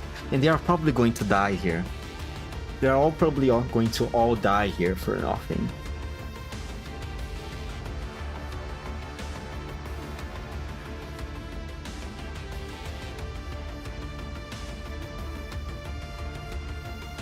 Only to find that the commander is already dead, or maybe even worse. Maybe, considering how much Paradis wets themselves, cream themselves of human by doing human experiments, you wouldn't even be surprised if they somehow decided to do with the commander's body something similar that they did with Ange's brother. I forgot his name. But that they essentially just replaced various parts of his body with mechanical ones and brainwashed him, or rewrote his brain or something to become a Nito themselves, or something the like. I don't know. Because considering how much of a trouble, how many issues the commander caused to Paradis, I don't think it would be weird for them to start considering if his abilities couldn't be useful to them in some way, shape, or form.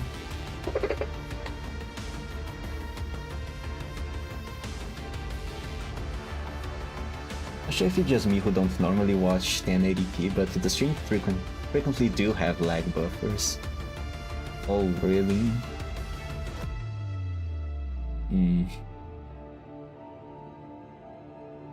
After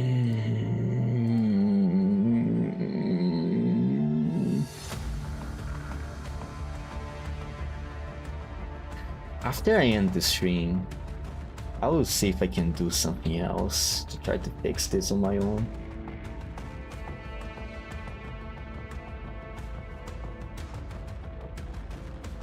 Goddamn, I really hate this, but I need to move on.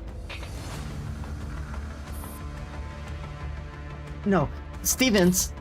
If anyone's staying behind, it should be me. I can still fight. 9. UMP 9 tries to protest, but UMP 45 stops her. Hey, Miss One Eye, drag your crying little sister out of here. You all have things to do, right? Your message has been fully noted. I will pass it on when we see the commander.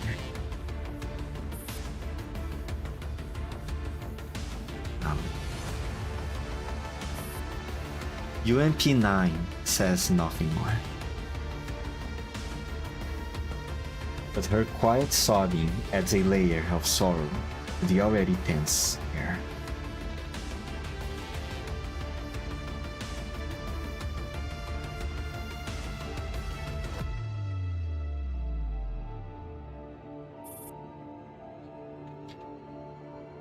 It is the moment of farewell. Everybody gives her one last look to pay their respects. I really fucking hate this timeline. I think this buffering adds up to the increasingly delay over and over that isn't even fixed through reloading, which surprises me since I thought reloading typically gets you back to the life, but that life is essentially very delayed, I guess.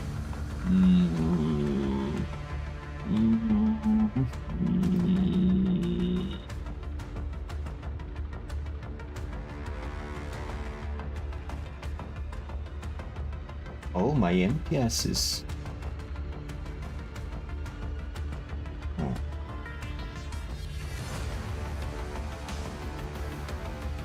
Sorry, I'm seeing some things here on OBS. Maybe...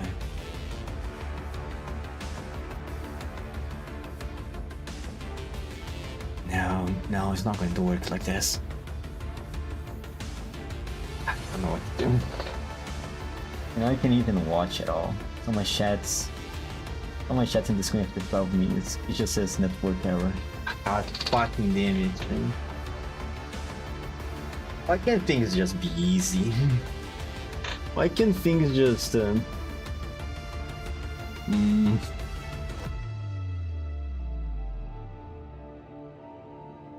Okay. Maybe...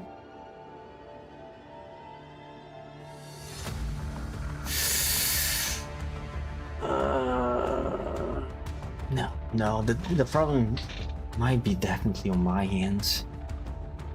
Then that would... All it needs to end the stream, I would have to do a whole troubleshooting mess around with the router, probably.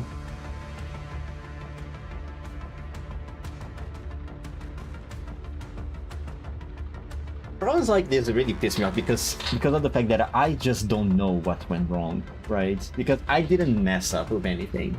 The settings are the same as it was yesterday, and it was working really fine yesterday. The delay yesterday was just 3 or 4 seconds behind, but today it decided to be a little quirky and do this little prank on me. For some reason. It sucks.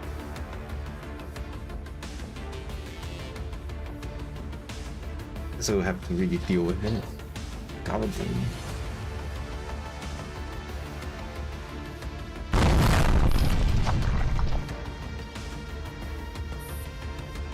Just as AK-15 breaches the blast door within the promised time frame, the two Nitos' attention shift.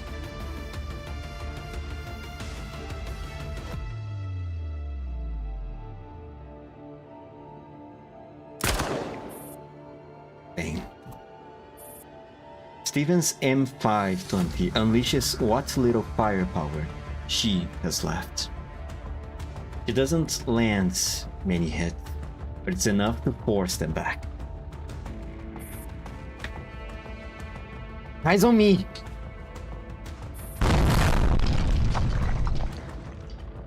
She's going to die. They're all going to die here. Damn.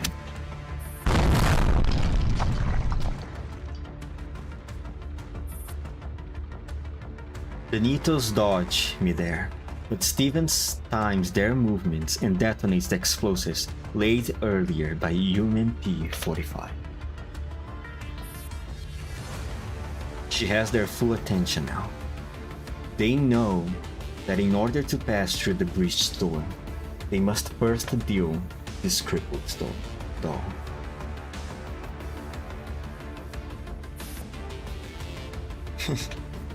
Nito, no matter how strong, is still just a Nito. A human doll is superior. Anywhere, anytime. In a flash, Stevens' M520 presses the final switch.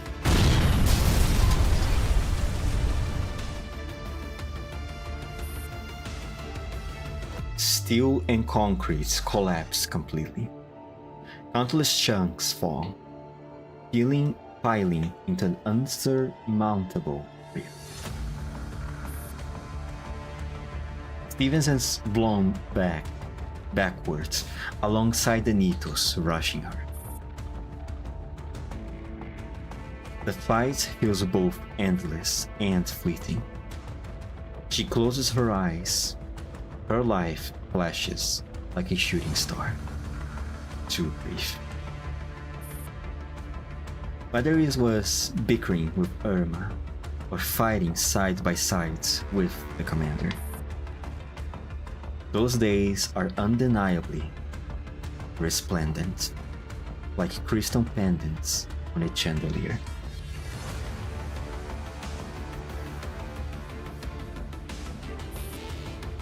Inside the lab in the White Zone of Frankfurt. The moment the door opens, a cold flash cuts through the darkness. Jay, being human, reacts too slowly. Oh no. Enemy attack! Night vision on! That's... Only UMP-9's trembling voice can be heard in the darkness. Jay turns and finds UMP-9 frozen in a state of neuro shutdown. He rushes towards her to find out what happened.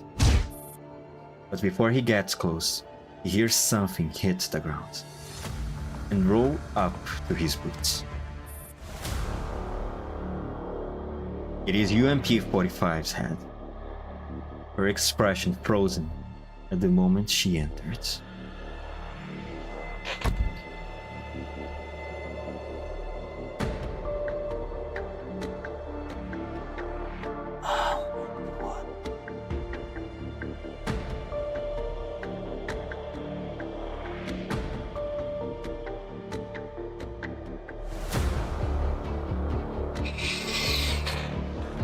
Okay. Alright. Okay. Yeah. Sure. This is not canon. This is not canon. There's no problem here. It's just... This is... You know what this is, essentially? Now that I think about it. These whole bad endings are essentially just torture porn at this point.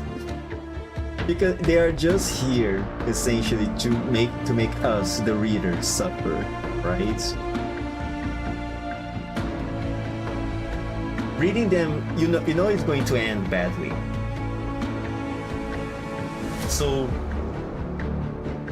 you know that it's going to end badly, and there's actually not really much of a point reading them, right?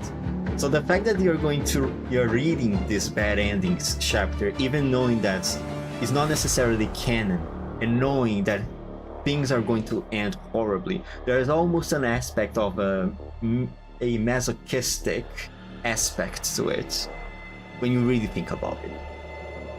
So in a way, it's almost like a self-torture porn at this point. in a way. By reading these, I'm essentially torturing myself. Despite the fact that I don't really need to. I could just ignore them all and just proceed with the main timeline. But here I am, despite it all.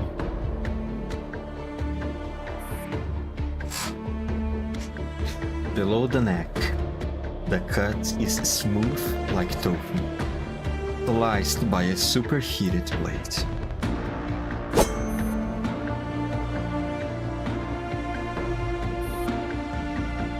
The blade doesn't stop after beheading UMP-45.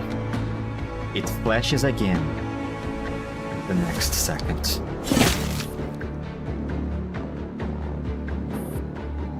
With a small explosion, UMP-45's core is destroyed before everyone's eyes. Oh.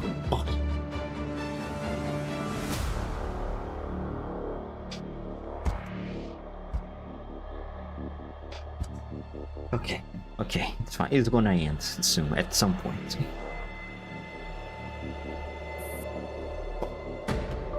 "45!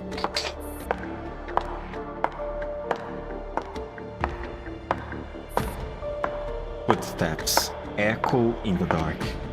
Under the faint light, Jay recognizes the figure approaching. The realization makes him freeze. In that instant, the figure vanishes. Kevin, snap out of it! In a flash, AN-94 is already in front of him, clashing with the enemy. I'm not mistaken. That's great. Why is she... Look, I know I do a little bit of voiceover, but I'm not even going to try to voice over the screams, okay? I don't have the acting capacity to try to emulate those.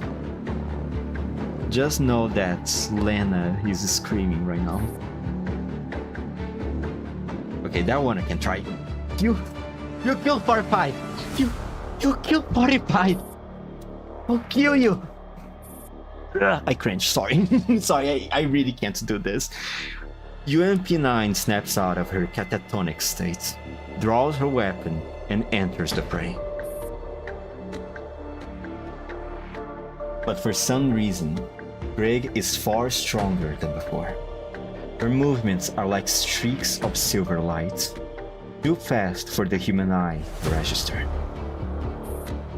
AN-94 and UMP-9 are forced back even when they join forces against her.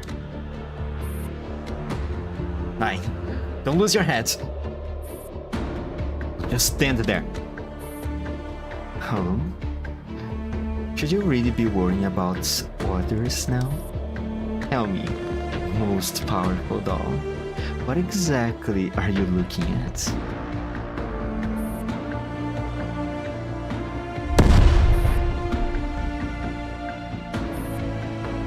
First comes a sonic boom that nearly deafens Annie.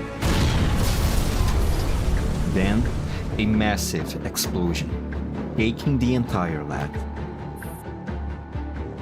Jay's eyes doesn't even catch what just happened, only the aftermath. Turning back, he sees a slender figure standing before a shattered wall. A figure that's tall, thin, and frail, almost like a reed. Yet that very figure is effortlessly gripping AK-15 by the throat with one hand. Completely indifferent to the power she's restraining, she simply turns and grins at Jay. Jay's brain finally pieces together what just happened. In an instant, beyond human perception, AK-15 was slammed into the wall by a black blur. The sonic boom was the slender figure's movement. and the explosion was AK-15 crashing into the wall.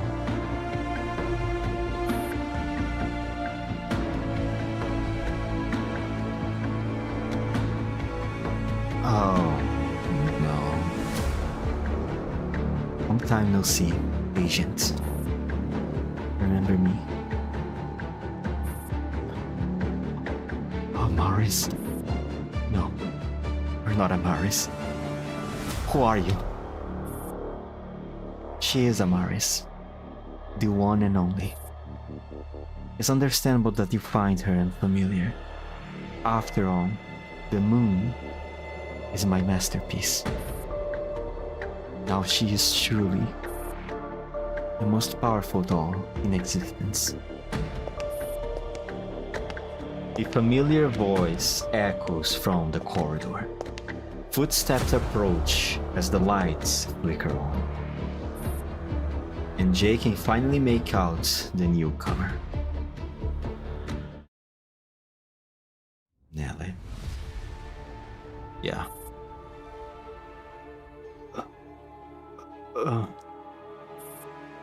He is speechless. He simply can't wrap his head around everything he's just witnessed. Long time no see, Kevin. Hope you've been well. She peers at Jay like a vulture eyeing a fresh carcass. Jay has never seen Nelly smile like that before. As the lab light fully illuminates, Jay sees the surroundings clearly. His eyes widen as he takes in the horror. He once saw the experiments under Ballard von Oberstein's paradigms were already beyond monstrous. He never imagined someone could surpass them. He is a seasoned special agent, yet even this visible portion alone makes his stomach convulse. No, this can't be. This be possible. Don't believe it. You're lying. You gotta be lying. It was all you. Ellie, what are you doing? What am I doing? I'm simply doing what must be done. Reforging the world, changing its rules, establishing order, ushering in its rebirth. That's what I'm doing. That's not an excuse. Doesn't justify bringing back human experimentation. This was already finished. Why take it over? What did you gain? So you think, after your commander executed Ballard like a dog, Frankfurt would just enter an age of peace? You merely accomplished what neither they nor Ballard could.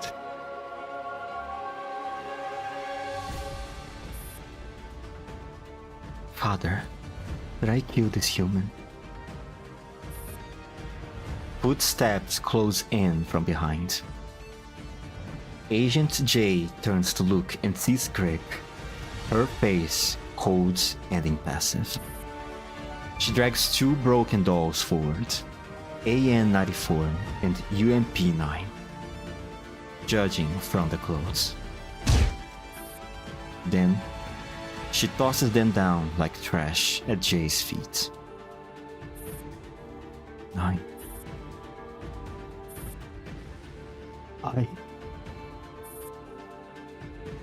That's not really necessary, is it? Our dear Kevin here is all alone now. There's not much he can do anymore. Oh, and the little flea outside. The one who likes jumping around and can turn invisible. I caught her too.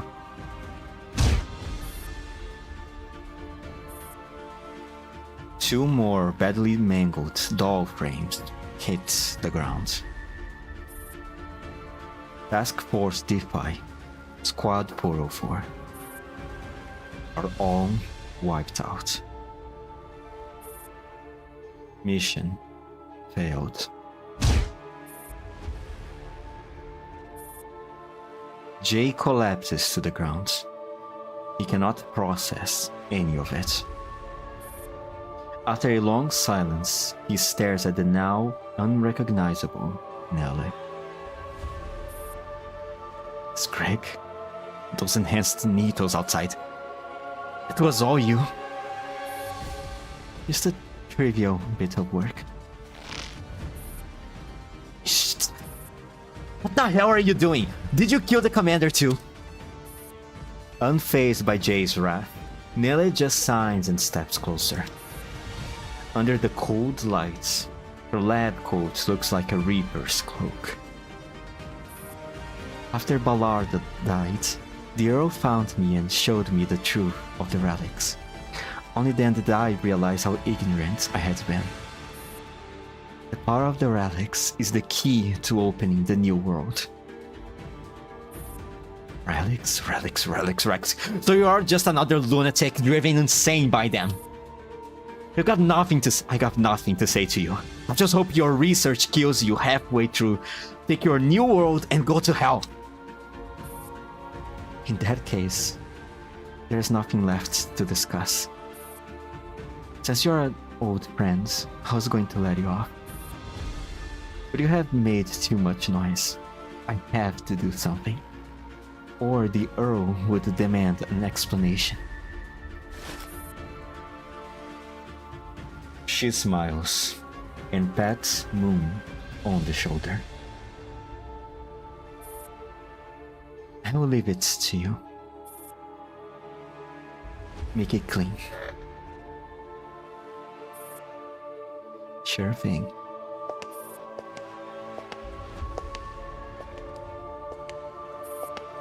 Nelly walks away, with Greg following in her wake. Only Amaris remains. She approaches him slowly. Don't worry, Kevin. It's just a flick to the head. It won't hurt. Jay glares at the doll, but she simply grins, raising her tongue and middle finger.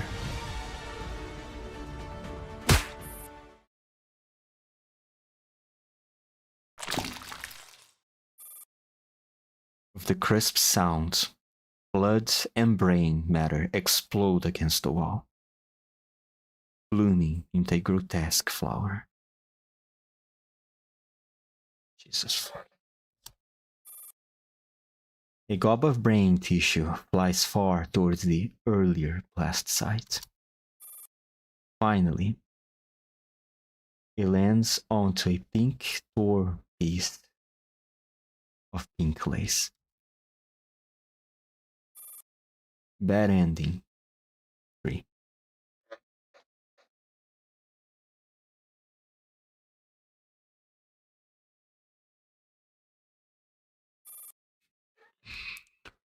There are many possible directions this outcome could have taken, but I chose the most brutal and the most nauseating one to present.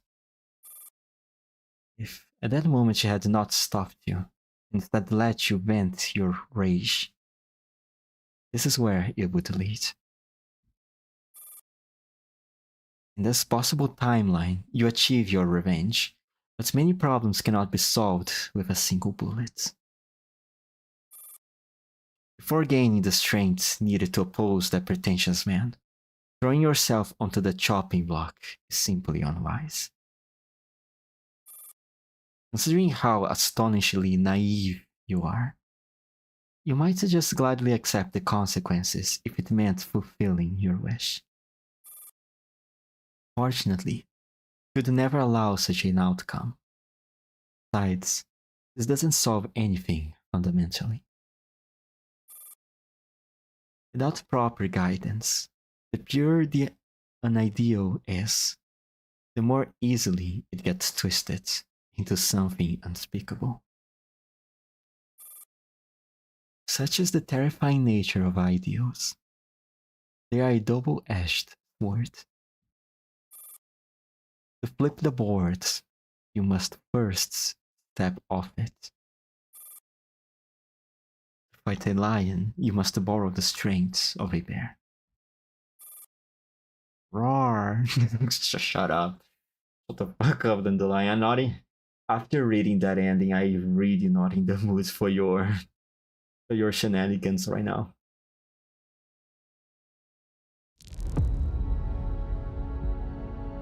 Jesus Christ.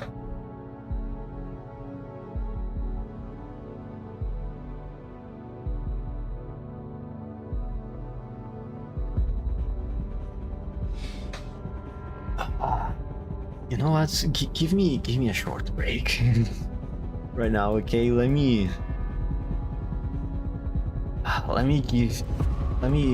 rest a little bit after that. Going to the bathroom, I will see if I can do something about the internet.